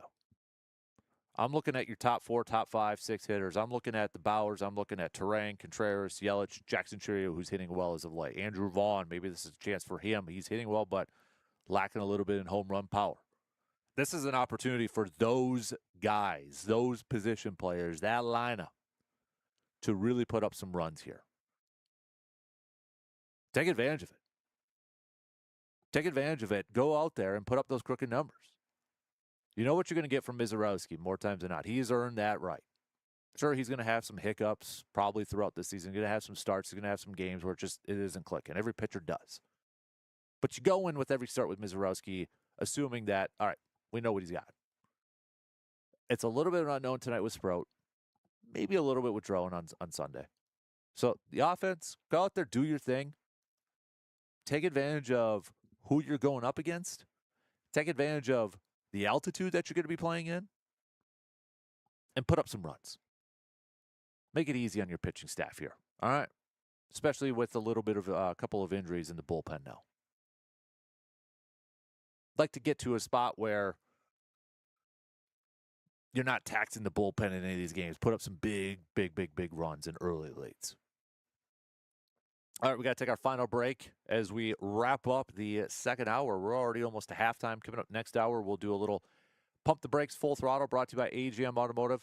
Since I'm riding solo, I need some Pump the Brakes Full Throttle questions. Hit me up in the chats on the video stream or on that Shoe Doctor's bullpen line with a quick text. 715-830-1912. And we got to get to our top 250 countdown coming up a little bit later on. We'll be right back in just a couple minutes.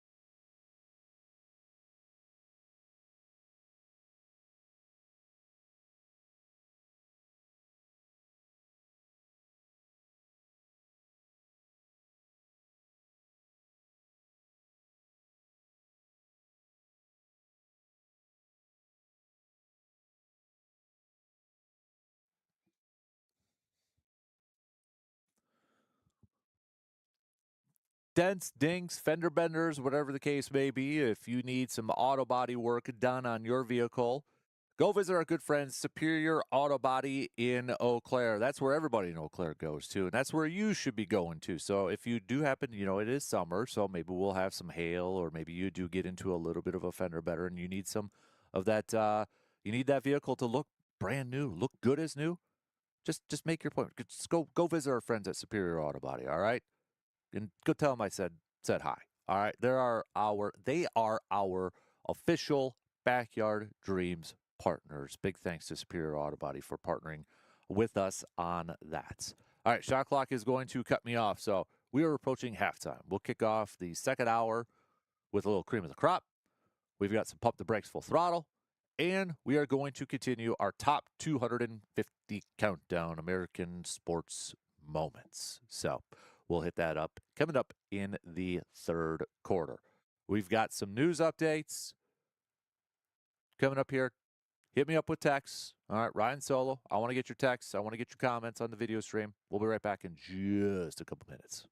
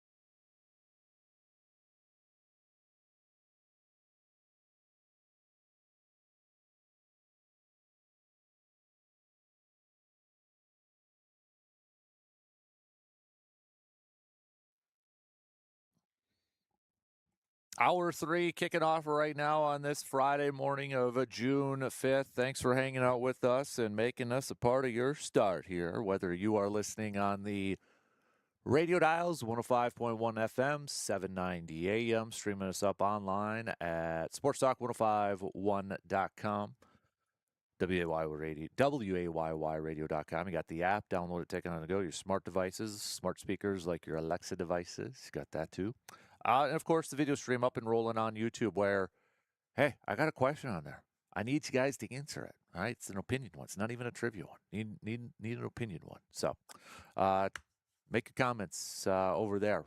We got a little AJM Automotive Pump the Brakes Full Throttle since I am riding solo. Thanks to those who have sent over some Pump the Brakes Full Throttle questions. We're going to continue our top 250 countdown here a little bit later on this hour.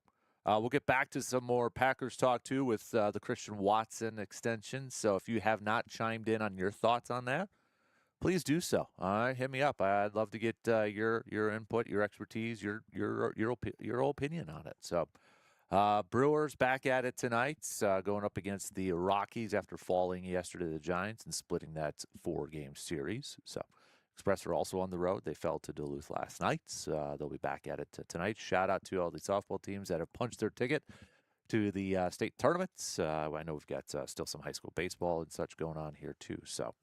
All right, let's do a little cream of the crop this morning. My cream of the crop, we kind of did it yesterday, or I can't remember if it was mentioned last week or not. But if not, I want to make sure I do UW Milwaukee baseball. I mean, just the fact that it was a heck of a season, making the run, nearly getting to the Super Regional too, falling to Auburn.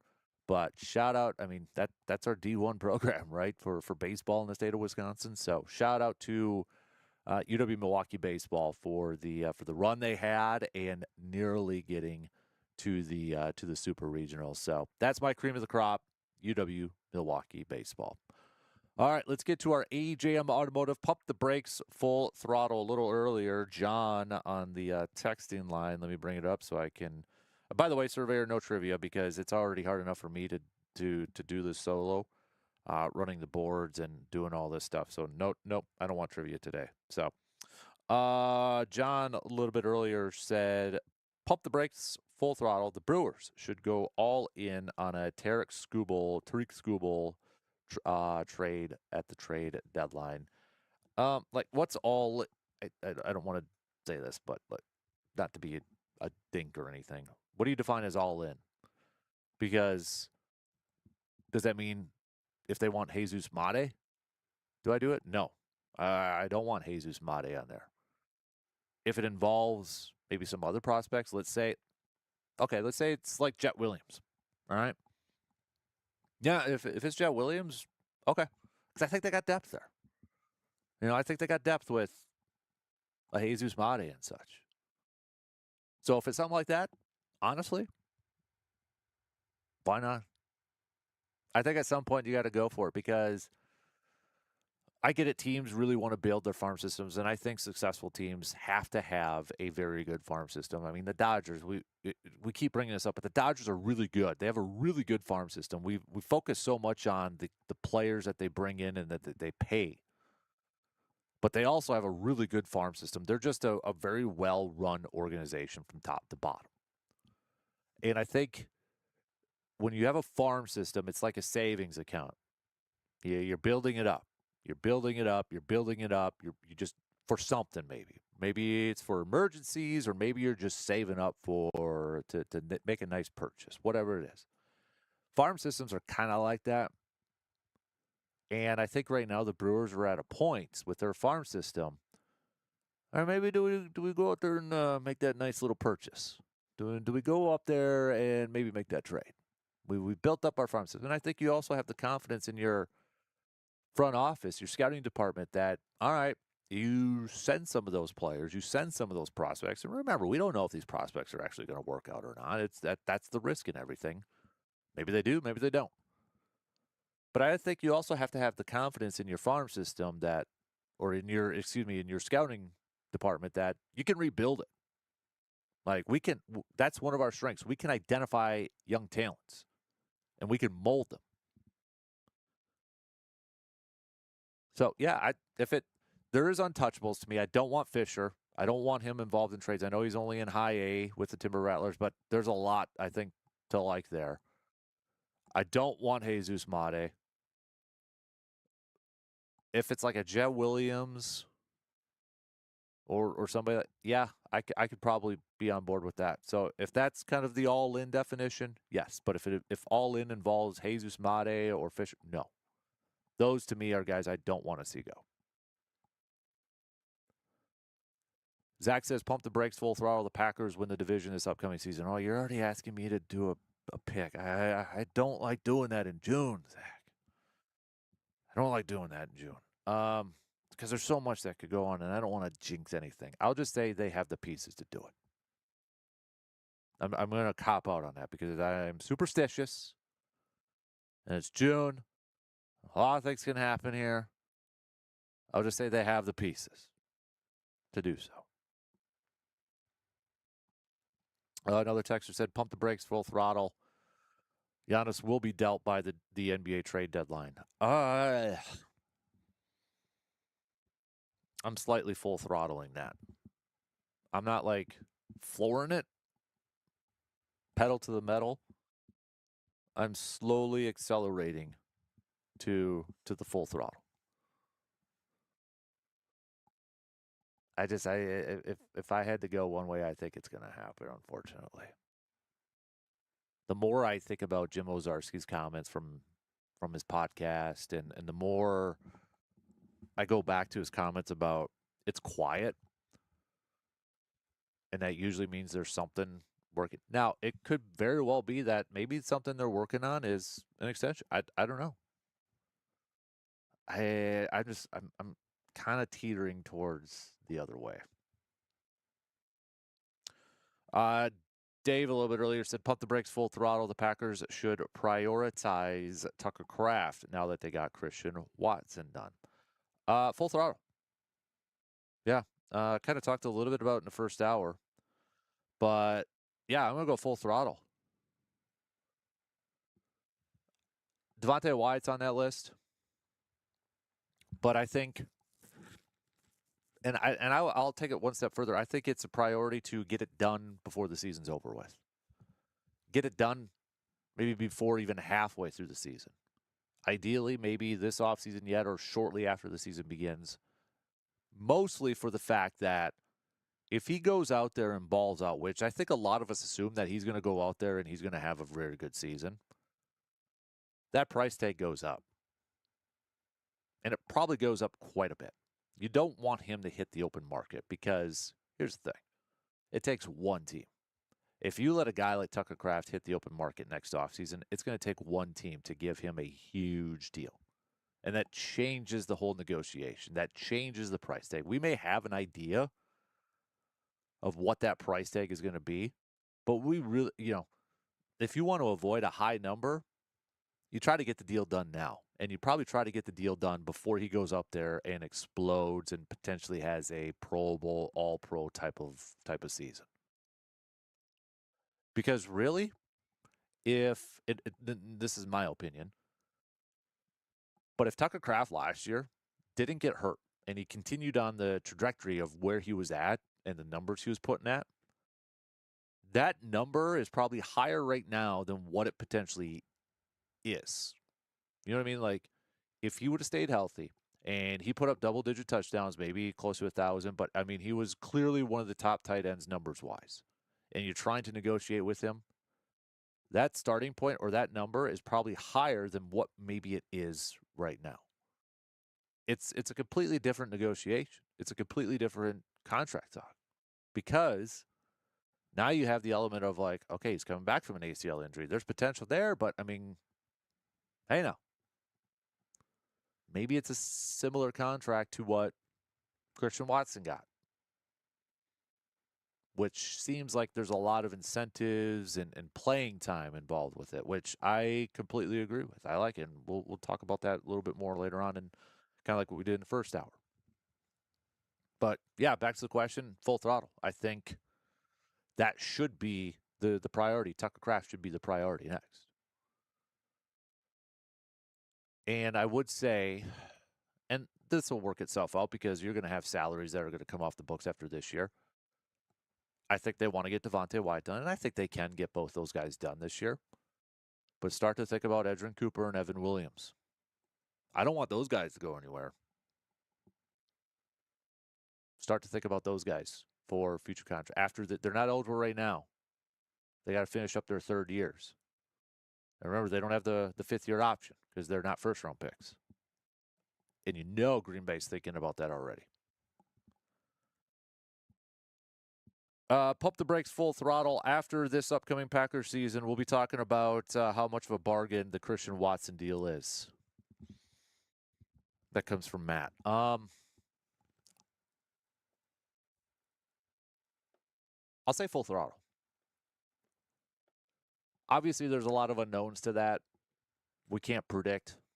But based off the potential and based off of, I think what majority of us believe that Christian Watson can do. Yeah, I think there's a very good chance, kind of like when Devontae signed his first extension with the Packers, and it looked like a bargain shortly afterwards. I think we could have. I think it's a very real possibility we could be having that discussion next offseason. Watson has the talent. Watson has the skill set. Watson has the ability to be a 1,000-yard receiver, if that's the benchmark we're using, to be a double-digit touchdown catching dude, we know he's a big play potential receiver. He's got all that. And I totally get the concern about health and being on the field because, I mean, that's a fact. But it's also a fact that when he is out there on the field, he is a difference maker, and he is the offense. A lot goes through him, if not the majority. I mean, he is a focal point of that offense. Time and time again, we have seen that over the last couple of years. But if he goes out there and plays 16, 17 games this year, yeah, I could definitely see where, February of 2027, March of 2027, we're looking at that contract and be like, man, might have gotten a bargain on that compared to how the other wide receiver contracts are looking at in the NFL now. Pump the brakes, full throttle. This comes from Joe. Joe says, pump the brakes, full throttle. The Brewers will add a bat before a starting pitcher by the trade deadline. I'm going to pump the brakes, actually. Because, and it's going to be a slight tap of the brakes, actually. Because, I'm not counting call-ups as adding a bat. Whether it's Jet Williams or Cooper Pratt or whoever. I'm not counting that. I'm assuming it's guys from outside the organization, a trade and that. So I'm going to because I don't see them doing that. Maybe it's just based off history. And I know they've added guys like Moustakis. And they tried with Jonathan Scope, and that was David Stearns leading the way and such. I think they're going to prioritize pitching depth and maybe another starter or maybe another bullpen arm. I think that's where they're going to go with this, especially if a guy like Jake Bauers continues to hit homers for this team, and you're going to get him more playing time. The obvious need is the left side of the infield. There's no debate about it. That is it. I just feel with especially the National League and maybe specifically with this division, the price is just going to be too high. And we got months yet. A lot is going to change. And a lot will change before we even get to that trade deadline. I just feel the Brewers will won't pay that price. And it's so hard, I think, this year to kind of forecast what teams are thinking and what they're going to do, because that labor discussion that's going to be coming up. What are teams? What's the payroll? Are we going to have a salary floor next year?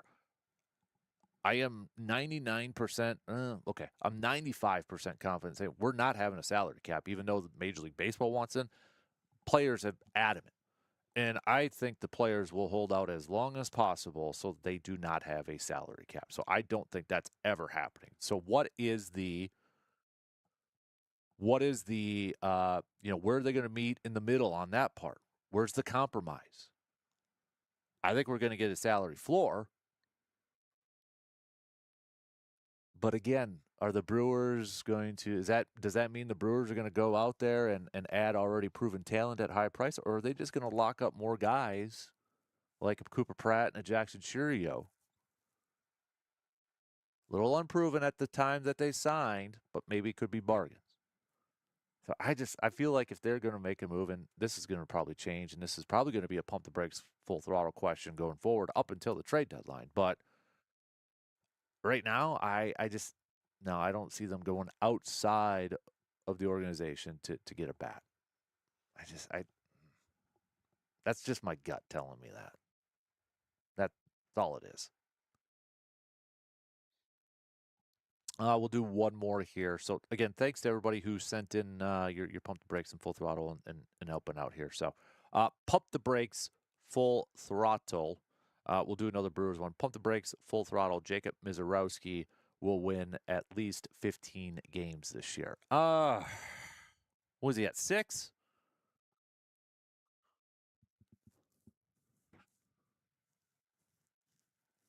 Full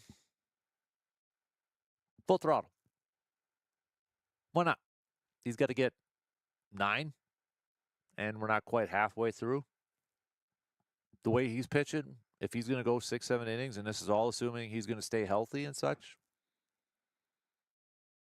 I'll full throttle that. I'll full throttle that. Maybe another one to kind of go off that is who leads the team in wins this year? Is it him or Harrison? I don't think anybody else is going to catch it. Well, Aaron Ashby. I'm sorry. Did not mean to overlook you, Aaron Ashby. Starting pitchers. All right. Aaron Ashby's going to lead the team in wins probably. But between Mizorowski and Harrison, who's going to have the most? I think eventually it's going to be Mizorowski. Did not mean to completely ignore Aaron Ashby. My bad. But all right, that's your Pump the Brakes Full Throttle, brought to you by our good friends AJM Automotive. We got to take a quick break. We're going to continue our top 250 countdown, the top 250 sports moments, games, players, whatever, in America from the last 250 years. We've gone through 40 of them. By the time we go through the next 10, we'll be at 200 left. All right, quick break. We'll be back in just a couple of quick minutes.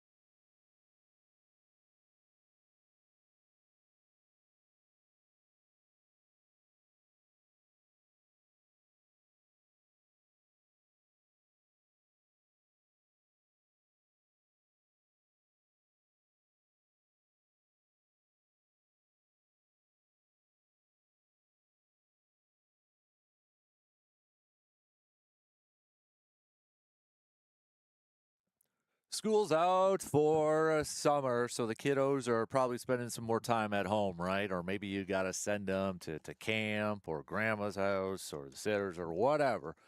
Case in point, you're going to need to stock up the fridge. You're going to need to stock up the food pantries, the deep freezers with pizzas, all that stuff. So where should you go? You should be heading over to our good friends at Hy-Vee in Eau Claire. Make sure you are following Hy-Vee in Eau Claire on Facebook for their one-day sales, 3-day sales, weekly flyers, monthly sales, fuel savers like their dairy right now. Like you can get a gallon of chocolate milk or regular milk and get a 5-cent fuel saver on that thing. I mean, come on now. That's a heck of a deal. So go check out their Facebook page or go shopping. Just do your shopping at Hy-Vee in Eau Claire, and you're going to save money at the checkout counter. But then if you take advantage of their fuel saver perks, you're going to save money at the gas pump too. So with school being out, yep, you're going to have to feed those kids more because I feel like now it's just going to be they're going to want snacks every hour. It's like for some reason summer is all about that and that. So, but you can save money at the gas pump and on your grocery bill by shopping at our good friends at Hy-Vee in Eau Claire. Surveyor with really quick couple more pump the brakes full throttles, and I'm pumping the brakes on both of them. Surveyor said, pump the brakes full throttle. Josh Sweat will be a Packer by Monday morning. I'm pumping the brakes on that one. Pump the brakes full throttle with the signing of Watson. Green Bay will have the best receiving corps in the league for the next 4 years. I am going to pump the brakes on that too. So, sorry, but all right, let's move on to our top 250 countdown. All right, so we have highlighted a bunch of different areas: leagues, players, coaches, plays. Let's kind of do some teams now.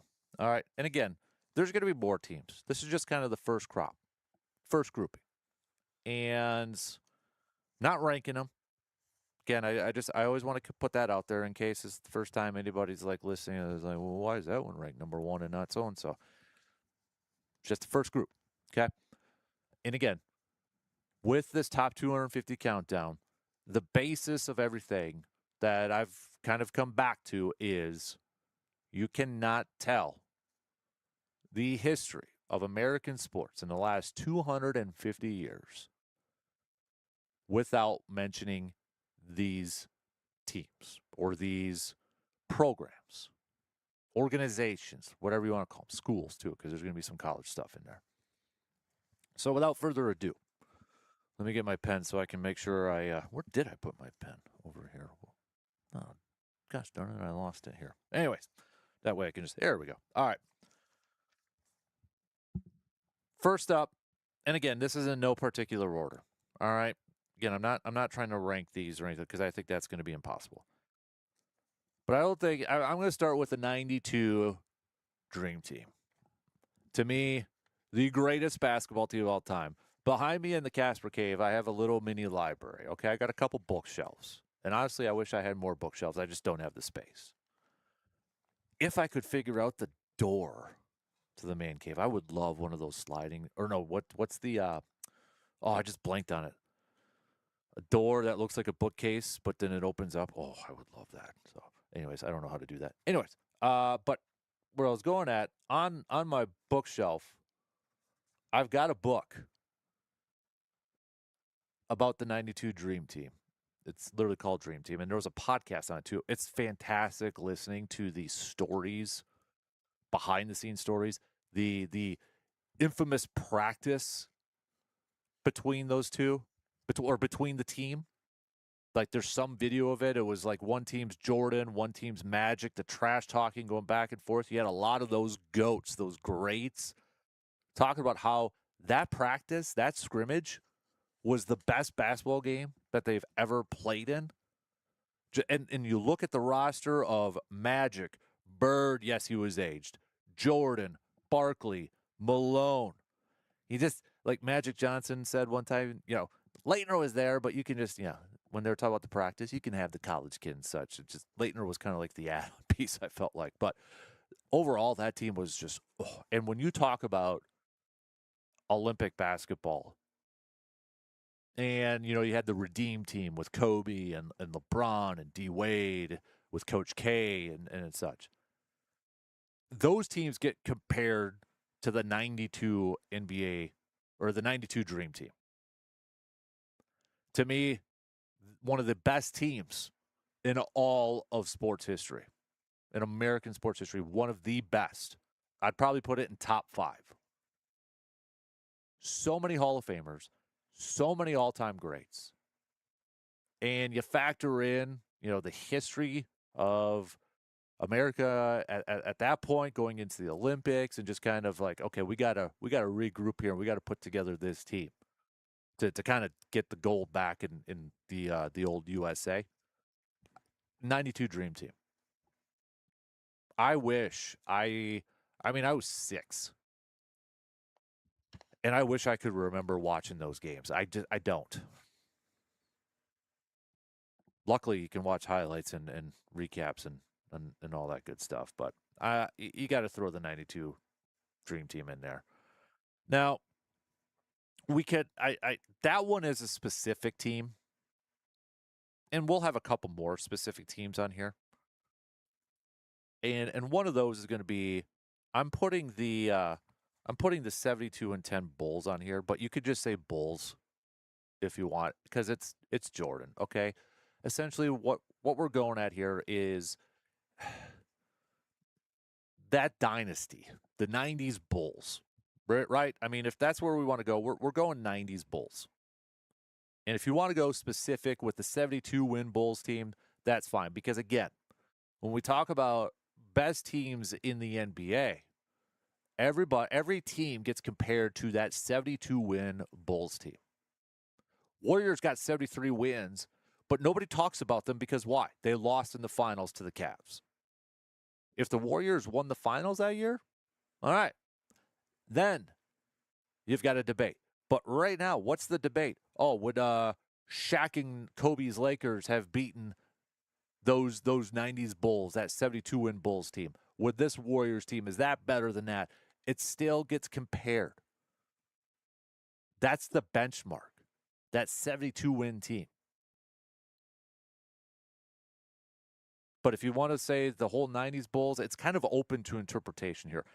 But you can't, that decade of 6 championships, that was a decade. I love, again, 90s hoops. And I know, John, you said I should do a 90s hoops segment, why NBA in the 90s was the best, my top 25. That might be a podcast episode, a separate one. But what the 90s Bulls did is exactly why I didn't like them. They won. It was like Tom Brady and the Patriots and Bill Belichick and the Patriots for a lot of other people. They won. Jealousy. Now you go into my cave and the room over there. You walk in, one of the first things you're going to see in the room that's got a basketball hoop and big buck hunter, the Jordan Wingspan poster. You go on my bookshelf, I've got 1, 2, 3 books on Jordan. Now I respect the heck out of the guy. But when I was a kid, he just beat the crap out of my favorite teams. But when we talk about NBA history and you talk about sports history in America, the 90s Bulls, specifically, if you want to narrow it down to one team, it's a 72-win team. Jordan, Pippen, Rodman, Phil Jackson. Yeah. They're still the benchmark. Let's stay with some teams here. Or let's stay with the NBA. You got to go Lakers, right? I mean, when you talk about iconic franchises, whether it's the Magic and Kareem era Lakers, the Showtime Lakers, whether it's the Shaq and Kobe Lakers, whether it's the Kobe and Paul Gasol Lakers, or if you even want to talk about the Lakers right now, or even go back further, Wilt. I mean, iconic franchises in the NBA, there's a few. And right at the top, if they're not one, they're two. It's the Lakers. All the Hall of Famers, all the championships, all of the statues outside of their arena. The Lakers are a pillar franchise in the NBA. I can't necessarily pick an era. I guess if I had to pick an era for this, it's probably the Showtime Lakers with Magic and Kareem. And, You could throw in James Worthy, Cooper, et cetera, et cetera. But what also made the Showtime Lakers in that era a lot of fun was another team that we're going to throw in here, and that's the Celtics. Again, if the Lakers aren't the number one team, iconic team in the NBA, it's probably the Celtics. It's between those two. And the fact that it's kind of a little bit of a rivalry. Western Conference, Eastern Conference, the history, both ends of the country. Larry Bird, Kevin McHale, the Chief, Robert Parrish, Dennis Johnson, Danny Ainge, Bill Russell back in the day, Red Auerbach. I mean, Paul Pierce. The list goes on and on. Now it's Tatum and that. I mean, Celtic. Again, you want to pick an era? I'm probably going with the Bird era. The 80s, Celtics. But you could go Russell if you want to go championships. The dominating run of championships with Bill Russell leading the way for the Celtics. That you can't argue with that one. Like there's not going to be, in my opinion, at least in my lifetime, another NBA franchise or another NBA player, that might have the amount of rings like Bill Russell has. So if the Lakers aren't the iconic franchise, it's Boston. It's those two. Those two are at the top. And there's different eras between these incredibly iconic franchises. When you think about the NBA, the first two teams I think about personally are Lakers, Celtics. When you look at history. All right, so that's 4. Let's switch to, let's go to the NFL, okay? You want to talk about iconic franchises? Green Bay. I mean, come on. If you're watching the video stream right now, you see what I'm wearing. You see the jersey in the background, okay? Yeah. I mean, the wall's here. That's why the question I'm throwing out there on the video stream is like, should we do a little show and tell every Friday with some of the random stuff I have in the main cave and that? But anyways, Green Bay. I could talk a whole hour about the history of Green Bay. Okay, I won't. A lot of us already know it. Started by Lambeau, 1919, first year in the league, 1921. Owned by fans for all the reasons we know. Bankrupts, all that. The 60s Packers, the 30s Packers, 40s Packers. Favre, White, Ron Wolf, Rodgers. I mean, 70s and 80s were kind of boring and dull and not great football. But when you want to talk about a team in the smallest market in a little old town of Green Bay, Wisconsin, it might be big for a lot of us right now. But compared to the other cities, sports towns, the fact that it still is there and surviving and thriving is one of the best, and I'll quote Cliff Christo, who's the team historian for the Packers, and he's a longtime writer, best story in all of sports. Is he a little bit of a homer? Maybe. But when you really look at all of the different stories in the history of over 100 years with this franchise and the different obstacles it went through, it has a case to be made as the best story in all of sports, is the history, the franchise of the Packers. You cannot tell the story of the NFL and the sports. I mean, isn't that Americana in itself, a team like Green Bay, and how it began and how it's thrived, even though it's gone through its ups and downs? Heck, even a little prohibition. There's an element to the Packers' survival and Packers' history with prohibition, okay? Don't have time to go through that, but yeah, look it up. Green Bay. Duh. That's an easy one. Check it off. Check it off the list. Steelers. Again, you want to go through eras with the Steelers? You could go 70s, probably the 70s, right? Steel Curtain, Mean Joe Green, Terry Bradshaw, Lynn Swann, Chuck Noll. One of the most iconic franchises in NFL history. Super Bowls with Bill Cowher in early 2000s, Mike Tomlin on there, a franchise of stability. When you think about any sport and the constant change that a majority of teams have every couple of years, every few years from like a coaching standpoint, the Steelers are the exception to that. A model of stability, a model of consistency. That's the Pittsburgh Steelers. And I think it's a big reason why they've got as many Super Bowls as they do. 6, I believe, off the top of my head. Couple more appearances, though, too. So it's, yeah, Steelers. Iconic franchises. No question about it. I'm trying to kind of even it up here. Okay, well, I'll go with this. You got to go with the Patriots. I think you have to throw the Patriots in this, too, because the Super Bowls. That era. That might be the greatest dynasty in the NFL. When you look at and I tend to look at dynasties by generations, like 70s, 80s, 90s, 2000s. But the amount of times they went to the Super Bowl, and even the thing is like when you looked at those rosters for the Patriots, what I think was most frustrating,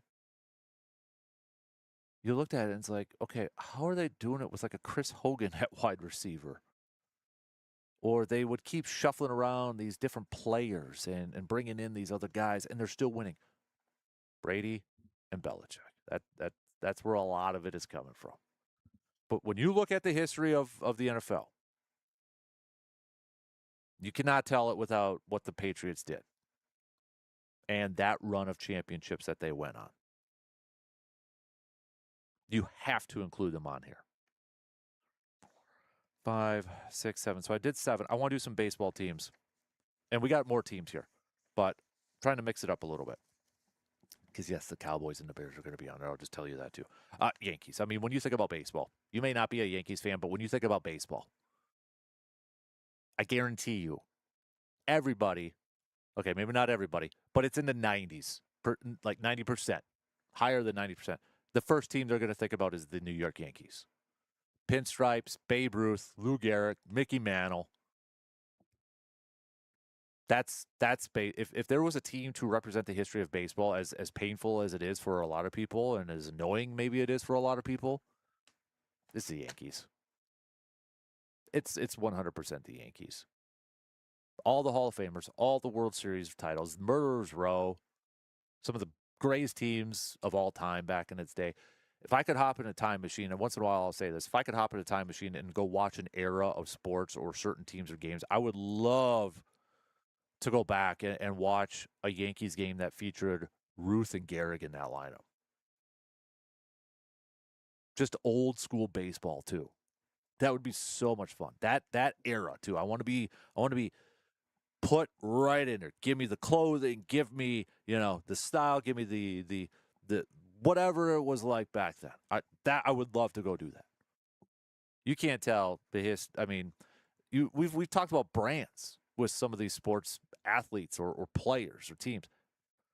People wear a Yankee hat and they may not even be a Yankee hat or maybe a Yankee fan. They might not be able to tell you anything about the Yankees, but it's a brand. And they'll wear that Yankee hat because like, okay, that's this brand. You got to throw the Yankees in there. And on the flip side, if you're going to throw the Yankees in there, you got to throw the Red Sox in there too. Curse of the Bambino, Ted Williams, Fenway Park. Cubs are going to be on here too. I'm just not ignoring my rivals or anything there too. But when you want to talk about one of the most iconic ballparks of all time too, it's Fenway Park still, the Green Monster, for crying out loud. Boston Red Sox. You got to throw them in there. And you got to throw the Dodgers in here too. Whether it's Brooklyn back in the day, moving to LA, the history of the Dodgers. And now you kind of look at the run they're on right now. Whether you like them or not, they are an iconic franchise of Major League Baseball history. You have to throw them in there. They have to be a part of this. I'm looking at historical teams. When it comes to like baseball, you look at some of these teams that are still around, and it's the history that is surrounding them, the iconic franchises surrounding them, and the players and the Hall of Fame people. It's baseball is just oozing of greatness and history. And that's 10. That's 10. Yankees, Red Sox, Dodgers, Packers, Steelers, Lakers, Celtics, Bulls, Patriots, Dream Team. That's 10. All right, don't forget, we'll put those up. All of our countdown, top 10 countdowns are going to be available on the Man Cave podcast. So make sure you're following that podcast so you can catch up on all of our episodes. We got to take a quick break. Back with plenty more, though. Plenty more here. We'll be right back in just a couple minutes.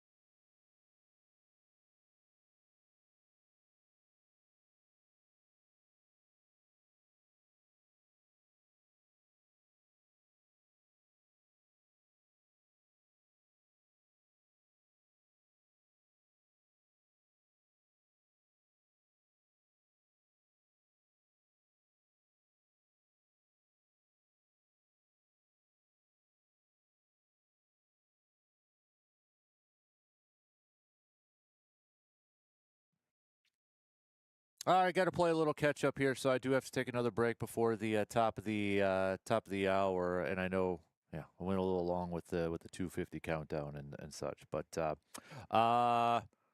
coming up next hour, all right, coming up next hour, I want to get back to the Christian Watson extension. Give me your thoughts, give me your expertise, give me your opinion, whatever it is, on the Watson extension. So I know we covered that in the first hour and the 6 a.m. hour, but we'll revisit that conversation. We've got more Brewers to talk about, too, as we get set for this 3-game series going up against the Rockies. I'll do one more Pump the Brakes Full Throttle. I saw this one come in a little bit later on.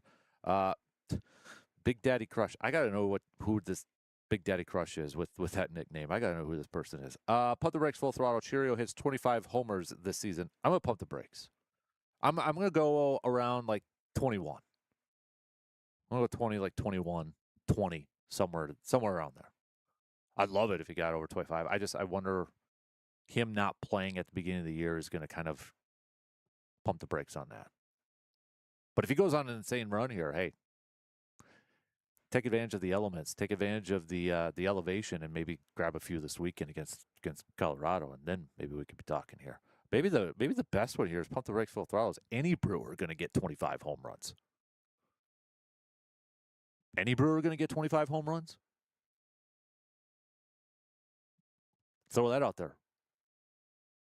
Will a Brewer get 25 home runs this year? Pump the brakes full throttle. I might pump the brakes on that too. Not counting any potential add-ons at the end of or by the trade deadline. That doesn't count. Like current players right now. Anybody on this roster. All right. Really quick break because we're going to be wrapping up the third quarter here. Time is, I can see that shot clock already eyeing me up here saying, hurry up. It's like the Oscars music saying, wrap it up here. So, all right, one more break because we got to pay some of the bills here. We'll be right back in just a couple minutes.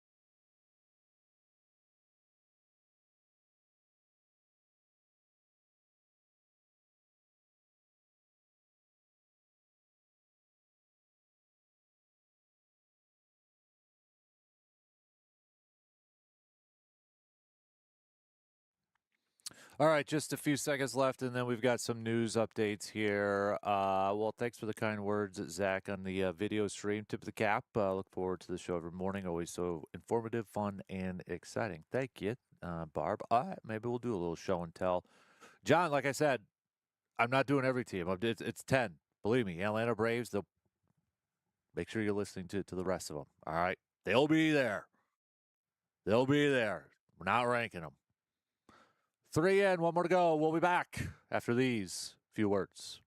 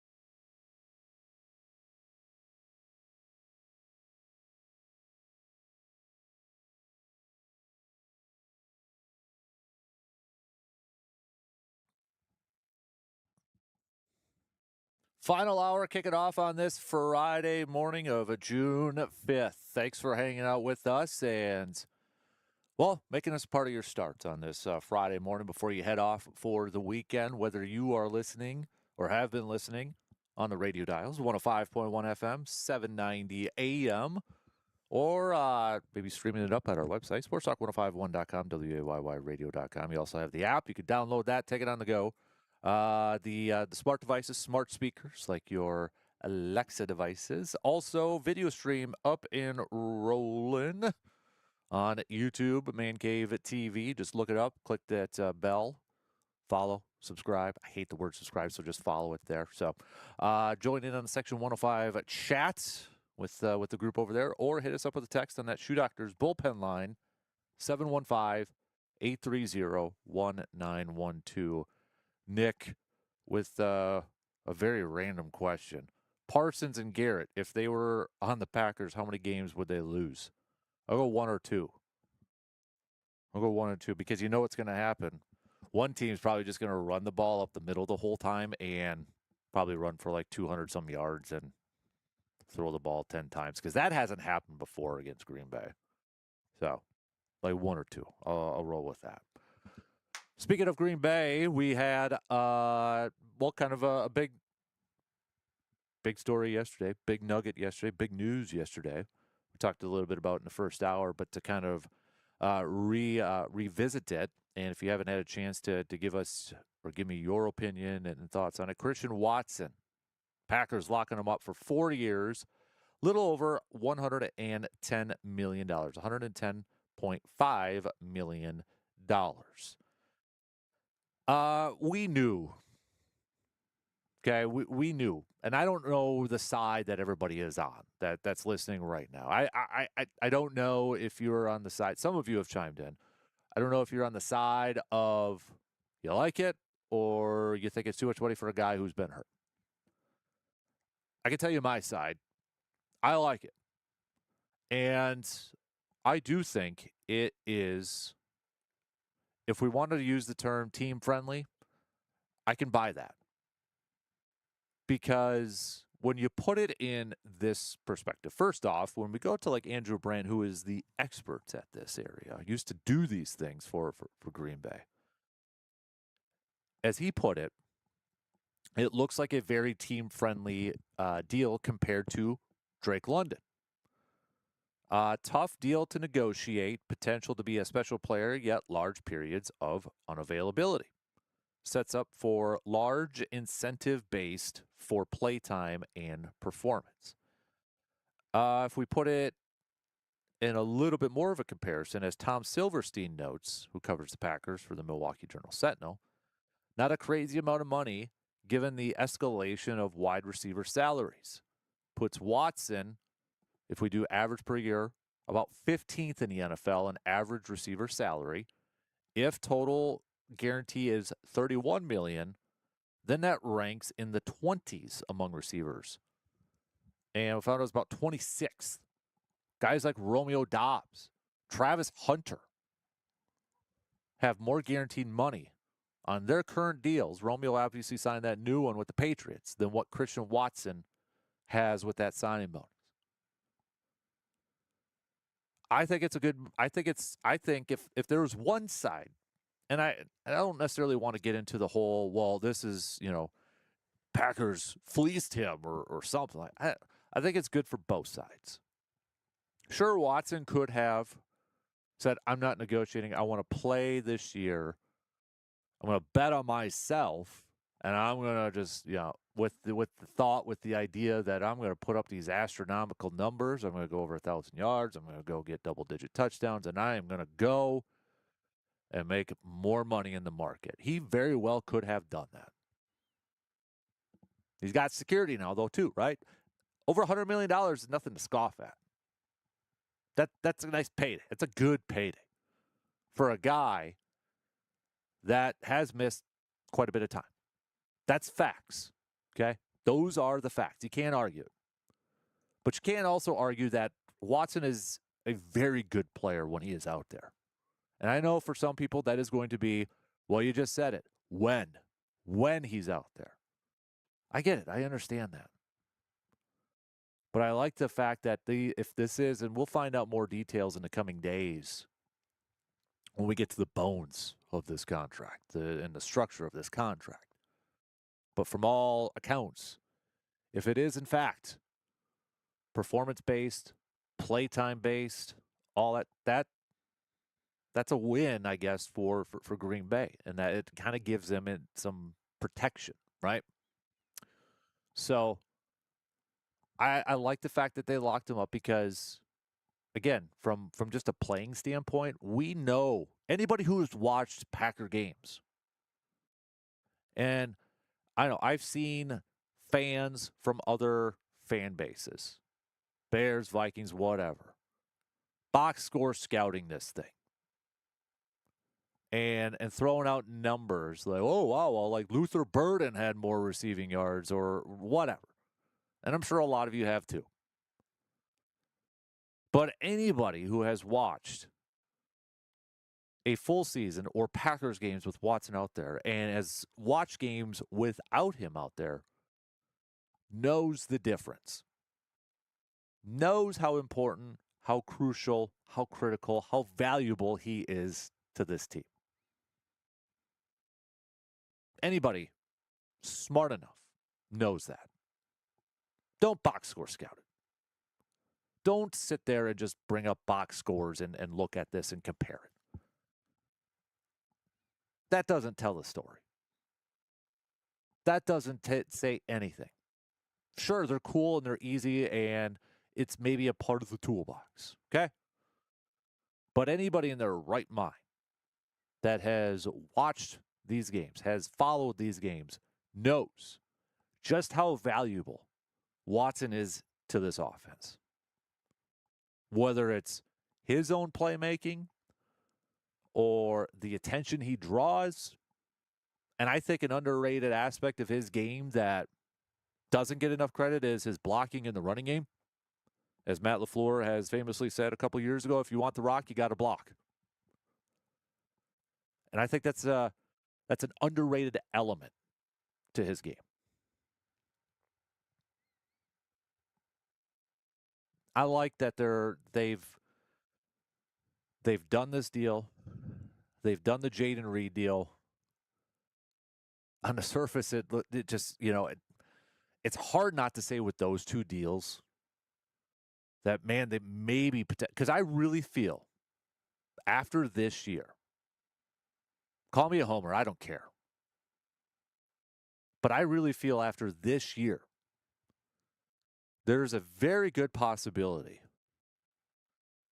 that we could be looking at both of those contracts, both of those deals, and saying, man, they got a bargain. Kind of did it after Devontae signed before Ted Thompson called it quits when they locked. That was kind of Ted Thompson's party gift, and we kind of joked about it, but it's true. He locked up Devontae before he got to the open market, and if Devontae went to the open market, he would have gotten PAID, paid a lot more than what he got from Green Bay. And I really feel like that we could possibly be in that. Now, I'm sure there's others that are probably thinking, let's take it from both sides here. Okay. All right. We locked up Watson. We locked up Reed. But are they going to have like the pay, or are the numbers going to match with what they're getting paid because there's only one football to go around and you still got Matthew Golden. Now we want Matthew Golden more involved in the offense. We want more opportunities for him. As of right now, you still got Josh Jacobs. And they still want to run the football. And, I don't know. You got Tucker Kraft coming back. Tucker Kraft is still there. I understand the questions. I understand those thoughts for sure. But I'd rather have all those dudes than only have just a couple of them. Not my money to play with and not my money to figure it out. I'm just a fan. I want as many good players as possible and keep as many of our good players as possible. With the way these Jaden Reed and the Watson contracts are structured, it sure looks like there's still money to be played with for locking up Tucker Kraft and even Devontae Wyatt. That's where, when it comes to these contracts, and I get it, okay? A lot of people, majority, just look at the total value. And they're looking at triple digits for Christian Watson, over $100 million. They're like, oh, that's a lot.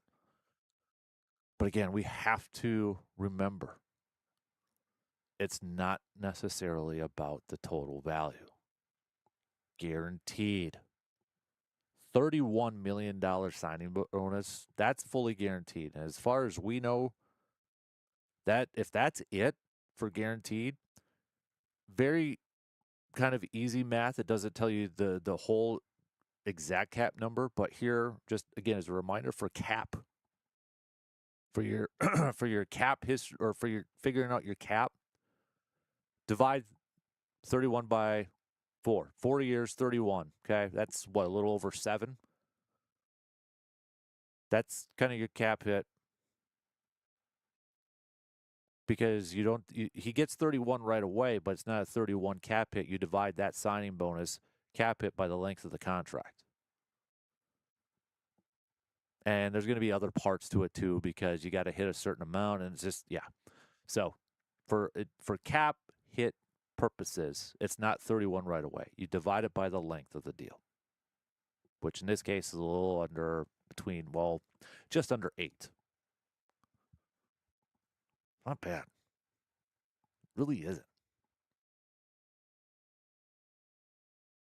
I think it's a good deal for Green Bay. But I also think it's a good deal for Christian Watson. For a guy that, yeah, he's been hurt a lot. He's missed some time a lot. And let's be fair to the guy, though, too. Before he tore his ACL, not last year, but the year before, it looked like he might have turned the corner surrounding those soft tissue injuries. I can't blame him. You can't pinpoint. You can't fault him for an ACL tear. And then when he came back last year, you saw the offense just kind of take another level. And when he got hurt, when he tore the ACL, we saw the offense kind of go, that's how important he is. That's how crucial he is. But I do think the priority now has to be Tucker Kraft. And I think if I'm Goody, if I'm Russ Ball, I'm trying to get this deal done now before the end of the season. And yeah, there's some risks coming off of an ACL. But I also feel if Tucker Kraft did not tear his ACL last year, and he would have continued to play at the level he was doing last year and just putting up some great numbers, that number to get a deal done right now is probably higher than what it is currently. And I know some people are going to say, well, then that means the ACL kind of helped Green Bay save some money. If you want to look at it that way, sure. It probably did. But that's kind of why if I'm Green Bay, I want to get a deal done now. Because if he does hit the open market, it just takes one team. It takes one team to throw out an offer that you can't refuse. And especially when you get to those teams that have to spend money, where they can afford to just up it up a little bit because they have to hit that salary floor, that 5-year average on the salary cap. Those are the dangerous teams. Because I do think even if they lock up Tucker Kraft before the next offseason, you throw in Watson, you throw in Reed, and a potential Kraft contract, I think there is a very good chance that we could be talking about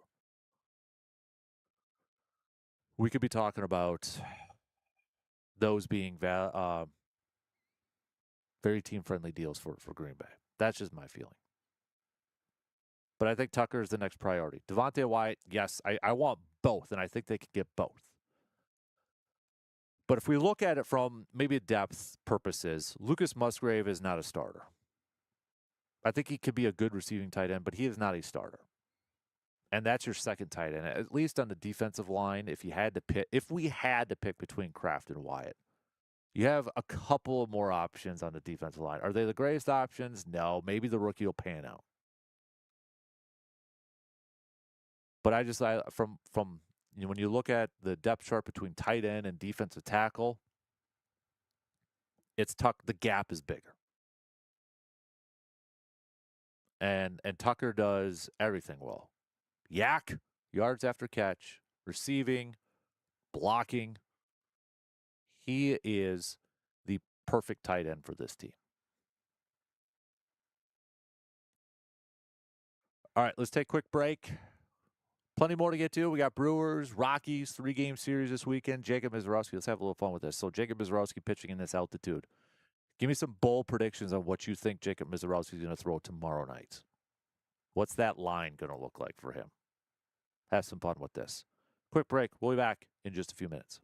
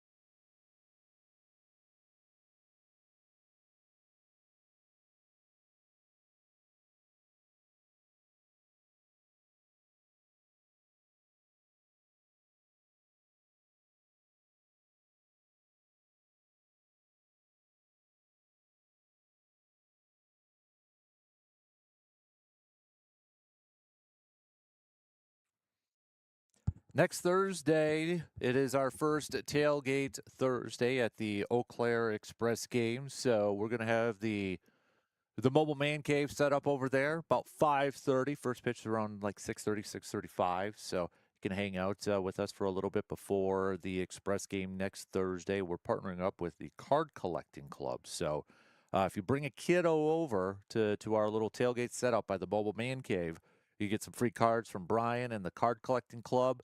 And while supplies last, too, I'll have some game tickets, too, for that game, for June 11th, Thursday, June 11th. So stop by, bring the kiddos, or if you don't have any kiddos, you can stop by and also say hi and hang out with us for a little bit before first pitch for Thursday night's game. Again, that's June 11th. June 11th, which is next Thursday, for our first of 4 tailgate Thursdays with the Eau Claire Express.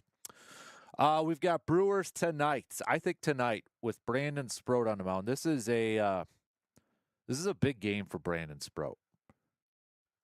And he needs to, I mean, this is coming off the heels of his latest start where Pat Murphy is not happy with what he has seen and what we have seen from Brandon Sproat so far. I mean, throwing out, hey, we're not rebuilding. We can't have duds like that. We've seen comments like this from Pat Murphy for other players, right? I mean, Joey Ortiz and such. But Sprout's getting another chance. He's getting another opportunity. And time is running out. If he goes out there tonight, even with the injuries now to some of the pitchers of this staff, I think how many more times do you throw him out there? If he goes out there for 4 innings tonight and let's say he gives up another few earned runs, how many more opportunities? Is a move to the bullpen better for him? We've seen some flashes of him this year where it's like, okay, that guy's got some special stuff. And I think even if he does go out there tonight and he has a dud, I don't think the Brewers are ready to give up on him by any means. Pat Murphy and Chris Hook and Matt Arnold and those guys, they're not going to do that. But you do have to have the conversation, can we keep him in that starting rotation? Is it better for him to get work at Nashville? Is it better for him to work out of the bullpen? And let's say he even tonight has a good game. Okay, great. It prolongs his stay a little bit. It doesn't secure it, though, because the biggest thing for him then is going to have to be consistency. Can he stack success? Can he continue to put together good starts? Not just one every 4 or 5. That's unacceptable for a team that's competing for a title, for a division championship, for a playoff spot, for a World Series spot.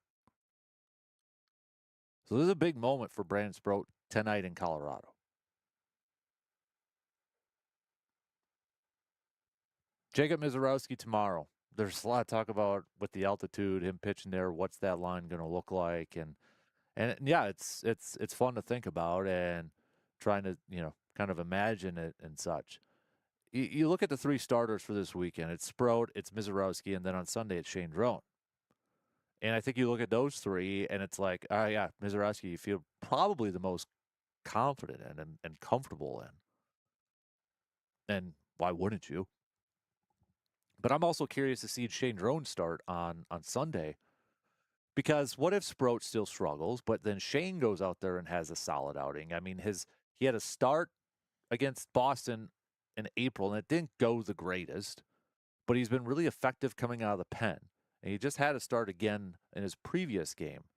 But is this something where, all right, does he get more opportunities to start? Is he part of a piggyback sort of thing?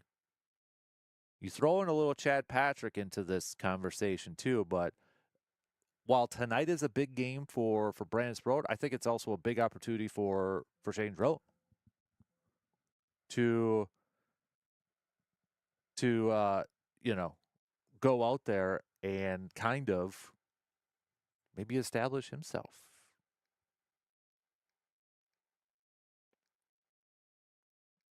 But we'll see. First pitch for tonight's game between Brewers and Rockies.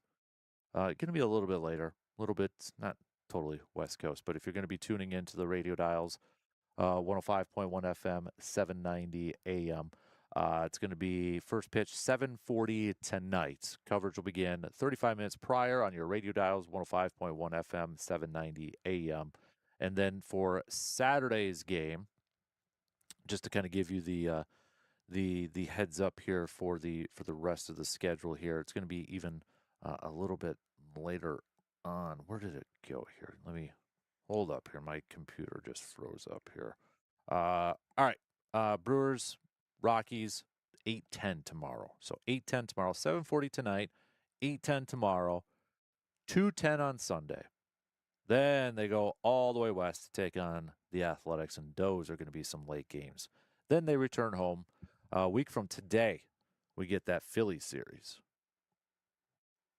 Maybe I don't know if it'll match up between Sanchez and Mizorowski. I don't know. I'll have to. I don't know. But we'll see. I know the Brewers have an off day next Thursday, so. But yeah, after this Rocky series, and then heck, the A's or Athletics, and don't want to get down there, but the Athletics. Don't overlook the Athletics. That's a solid young team. And then you got the Phillies, and then the Guardians, and then the Braves.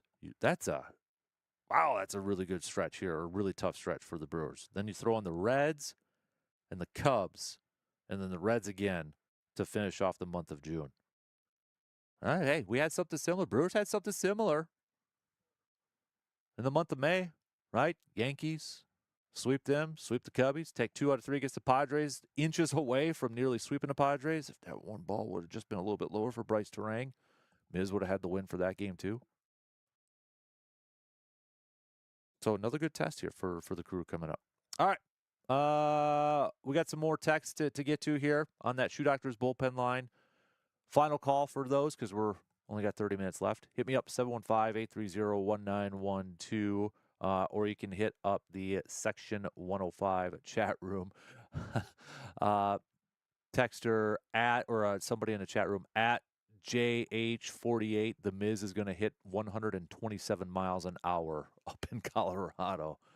I hope that'd be awesome. All right, let's take a quick break. Give me some fun bold predictions for Mizorowski. What is he going to do tomorrow in Colorado in that elevation? All right, quick break. We'll be right back.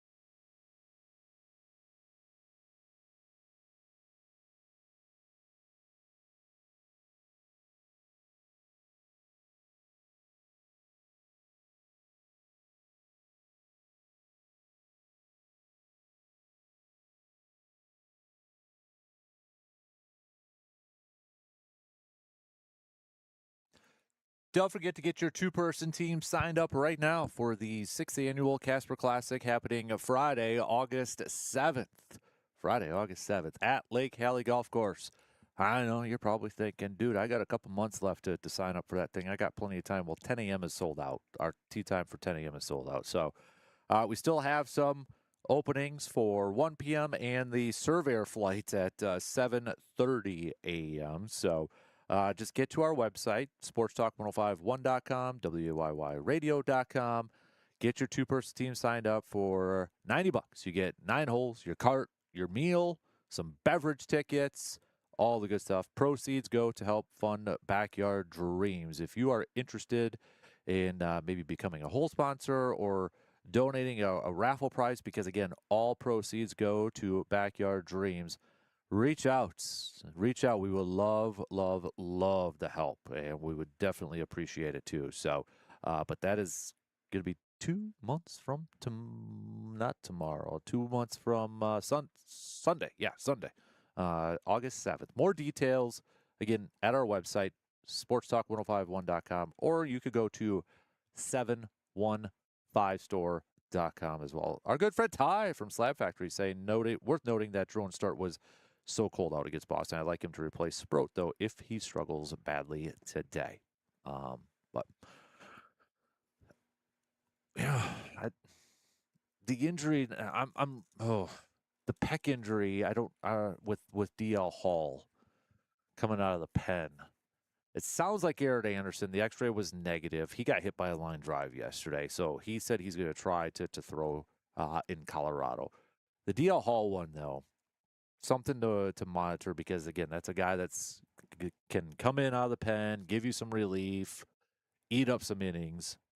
Hopefully Brandon Woodruff's coming back soon. I know he just had the bullpen session and that. Maybe Logan Henderson here in a little bit too. Jared Kaning's going to be coming back soon. So it sounds like reinforcements are coming, even though the Brewers are going through some of their injuries right now and that. But I think tonight is a big night for Brandon Sproat, either to prolong his time in the starting rotation, or maybe it's tonight's one more chance, one more shot for him to kind of prove himself. I don't know. It's going to be interesting. A couple more people having some fun. Jacob Mizorowski is going to throw for $117 tonight. Another person said Jacob Mizorowski is going to throw a perfect game. And every pitch is going to be over 100 miles per hour. I like the fun. I like the bold predictions. You're having a little fun with that. That's good. So that's good. But a couple of you said, yes, do some show and tell from the Friday Man Cave. All right. I do actually have something coming tomorrow that I got to add to the Man Cave, and something in a few days. Ty from Slab Factory might like that one that I might have come in a few days here. All right. I don't know what, I mean, yeah, I got a bunch of different stuff down here. Maybe we'll do a little show and tell starting next week. Maybe we'll kick it off with the 1965 Green Bay Packer highlights that are cased in this big ol', is it 8mm film? I ain't opening that thing up again, because when I opened it out of the plastic bag, the vinegar smell was pungent. It's like Anchorman when they have the Panther cologne, and Ron Burgundy goes, stings the nostrils. That's what that did. I still want to find somebody that can maybe convert this to like a digital film without ruining the original. I want to like keep that in case, but I don't know if that's possible. But it's a cool item. It was from Zeke Bratkowski's collection, so one of my most random things in here for sure. So we got a couple more texts. Says, I agree. I think tonight is Brandon Sproat's last chance to stay in the rotation. If he has a good game, then he stays. If not, I think the Brewers and Pat Murphy seriously have to consider moving him to the pen. If he struggles coming out of the pen, then I think it's a Triple-A demotion for him. Another texter said that another texter, I'll get to Zach's here in a second, but another texter said that I think I'd like Shea Drone ahead of Brandon Sproat to get more starts. Perhaps maybe those two can piggyback. I'm not sure if depending on, a lot's going to depend on innings too. just so that they can work it out in terms of where they would both be available on the same day, if you know what I mean. Zach said the Miz is going to pitch for 7 innings and pitch a perfect game. Bold prediction for tonight: the Crew is going to hit 3 or more home runs. Hey, that's another good one. Playing in Colorado with the elevation. Will the Brewers? I'm going to throw this out there. Pump the brakes or full throttle. One more last second. Pump the brakes, full throttle for you. Will the Brewers? I'll put the line at 3.5 total. Will the Brewers hit 3.5 home or more home runs? We'll put the line at 3.5. Lower or higher? More or lower? What do you got? Total 3 games. Are they going to do it? And I'll add. Remember the one I added a little bit earlier too. Somebody had asked, "Pump the brakes, full throttle. Is Jackson Chourio going to have 25 home runs this season?" I changed it. Is any Brewer hitter that is currently on this roster right now going to have 25 or more home runs this season? I say no.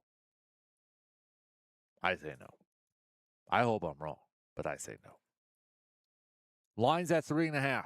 All right, we got picks coming up here to wrap it up, so get your bold picks in right now. 3.5 for this series with the Rockies. Do the Brewers go over that or under? Over, under? You would think over, but it's the Brewers, so I don't know. That's a tough one. More likely to happen, Jacob Mizorowski reaches 127 miles per hour, or the Brewers hit 5 home runs as a team this weekend.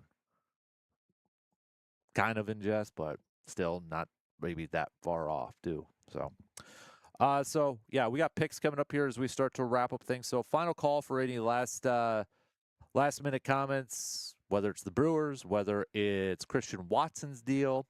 Would you prioritize Tucker over Devontae Wyatt, or can you make the case it's got to be defense now that they've done Jayden Reed and Christian Watson? Where are you on that? So last call to send those on over. Last night we had OT in the Stanley Cup Finals. Hurricanes picking up a win to even up the series. Good game last night. If you missed it, good game. But NBA Finals, we've got Game 2 coming your way tonight. Knicks, Spurs. Send me your picks for that one if you'd like as well. We'll put that in our picks along with all of our baseball games. So, tell you what, let's take our final break, and we'll get to our picks as we start to wrap up this Friday program and head into the weekend. We'll be right back in just a couple minutes.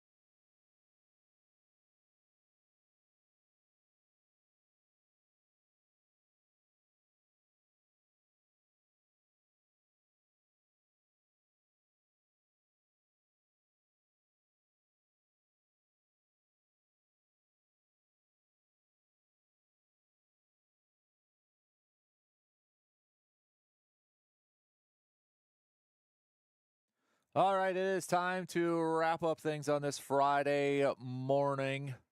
We got some picks coming up here. Full throttle. Which one, Zach? Full throttle on which one? I lost track of which full throttle, Zach. Help me out here, bud. So, anyways, let's get to some picks. Let's do the NBA Finals Game 2 tonight. We got Spurs, Knicks. I'm gonna go with the Spurs to even it up. Bounce back, get the dub. If the Spurs lose tonight, I might say it's already over. Going back to New York in that environment, that's going to be tough. Spurs got to get the W tonight. Got to get the win. So, baseball, we are going to pick some series. So, since we're heading into the weekend, we'll what we do every Friday, we're doing some series picks. So, we got Giants versus the Cubbies.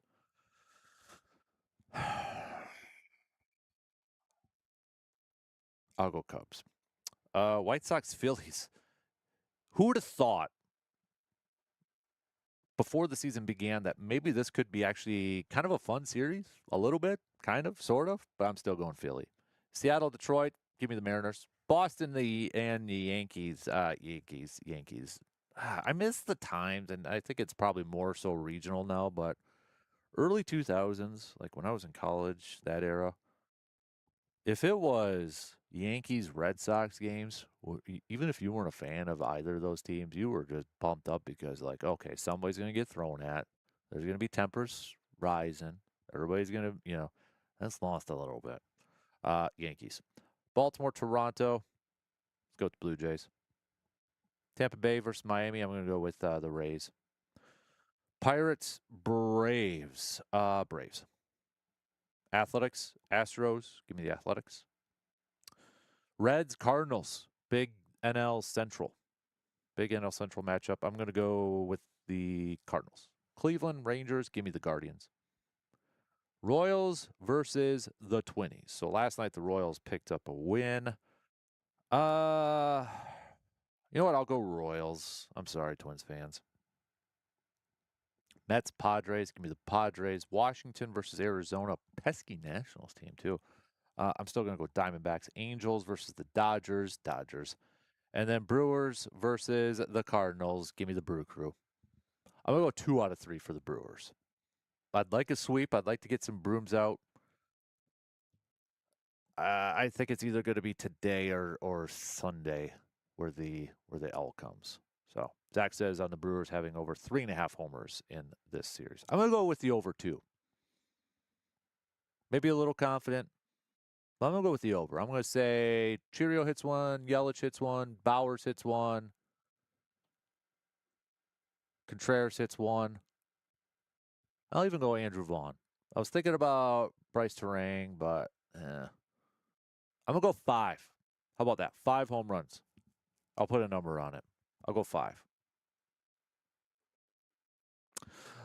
Big thanks again for everybody. I know we got to start to wrap it up here in just a few minutes, but I guess before thanks, we got a few more minutes than I thought. Don't forget Brewers games. You can listen to them on the radio dials, 105.1 FM, 790 AM. Tonight's game, 7:40 first pitch. Coverage will begin 35 minutes prior. Tomorrow, it's 8:10. All right, a little bit of a later Saturday night game.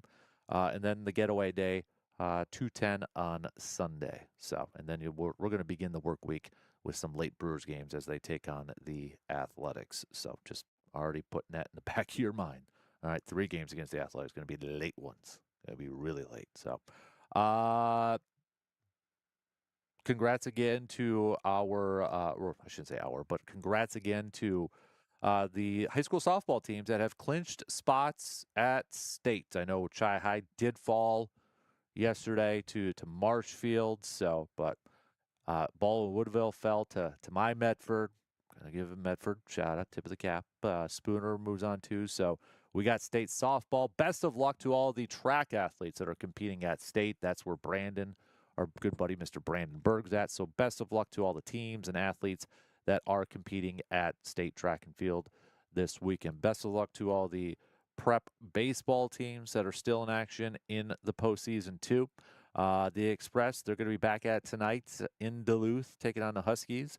The Express fell last night, so looking to bounce back and pick up another win tonight. I know we got the Eau Claire Axemen with their home opener coming up Saturday nights as well, taking at the Sonantag Center too. So they'll be in action for the home opener tomorrow night.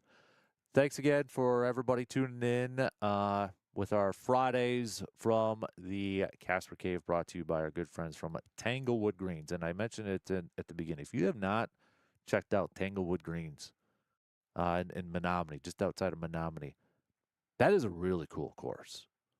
They have done a really good job. Really cool course. I know Brett. Hey, Brett. Last was it? Yeah, last it was Brett, right? Last week that texted in or sent me a message. I think it was on Facebook, Instagram, one of those two.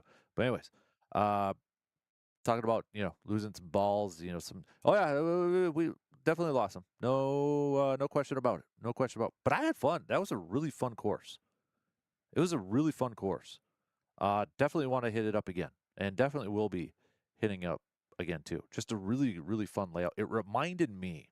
I kept saying, I said, I don't know if anybody has also golfed like over in Mosinee, Indian Head, with a lot of the layout and the woods. And I mean, first of all, they have a group of turkeys over there that was making me upset because I didn't fill my turkey tag, and that was the other thing that was bugging me. But we had like deer running in, so it was very like wilderness, and I like those type of courses. So a lot of fun at Tanglewood Greens. So if you have not hit up Tanglewood Greens, highly recommend you go do it. So, but we will do a little. I had another texter say, do a show and tell of what's in your van. I'll figure something out for next Friday. I don't want to set the bar so high. It's not like I have a lot of, what I think is cool stuff, but not really like high end stuff. But we'll do some show and tell coming up next Friday when we do our program from here inside the man cave. So we'll definitely do that for sure. But big thanks for everybody for participating, whether it was on the Shoe Doctors bullpen line at 715-830-1912, where we have a couple of texters I didn't get to, but they said David said he definitely likes the Christian Watson deal. He thinks the Packers got a bargain, and it'll look like a bigger bargain after this year. Alex also chiming in saying, love that the Packers were able to extend Christian Watson. I know there's some Packers fans that don't like it because he's been hurt a lot over the years, but I think it's going to work out big time for the green and gold. And I do think that Christian Watson should be, or excuse me, not Christian Watson, Tucker Kraft should be the next player that the Packers lock up. Another texter said, I hope that they both, or I hope they lock up both Christian Watson and Devontae Wyatt. Or not Christian. Why do I keep saying Christian Watson? I hope they lock up Tucker Kraft and Devontae Wyatt. I feel like Tucker's going to be the first priority. I just hope that they have enough money left over to lock up Devontae Wyatt. Another texter said, I'm curious to see what Devontae Wyatt's number is going to be like, considering he also has been a little bit banged up. That's yeah. I mean, that's a good point. Defensive tackles. Let's kind of see if I got some time to see some defensive tackle numbers. Here we go. This is 2025. So Chris Jones was 30, about, let's round up, make it easier. 32 million. Milton Williams got that $26 million deal. Leonard Williams is 21.5. Kenny Clark. Would Devontae Wyatt get like a Kenny Clark type of number? Because that's about $21.3 million. Now that's average per year. Can I change? Yeah, contract average. Let's go to cap hit. DeForest Buckner's 26, Jeffrey Simmons. Yeah, so I mean, Milton Williams cap hit was like 14. Again, that's the biggest thing here is cap hits, not necessarily the whole contract. So I do think they have enough to get both Tucker and Devontae Wyatt done. I do. But we'll see it. We'll see what happens. All right, Shotgun's going to cut us off. Have a fantastic weekend. Enjoy free fishing weekend. All right, if you don't have your license, take a kiddo fishing. Take advantage of free fishing weekend this weekend. And don't forget to send us photos of you having some luck and catching some fish. All right, send those photos so we can do a little bragging. Have a good weekend. We'll be back at the TDS Sports Talk studio Monday morning, 6 a.m.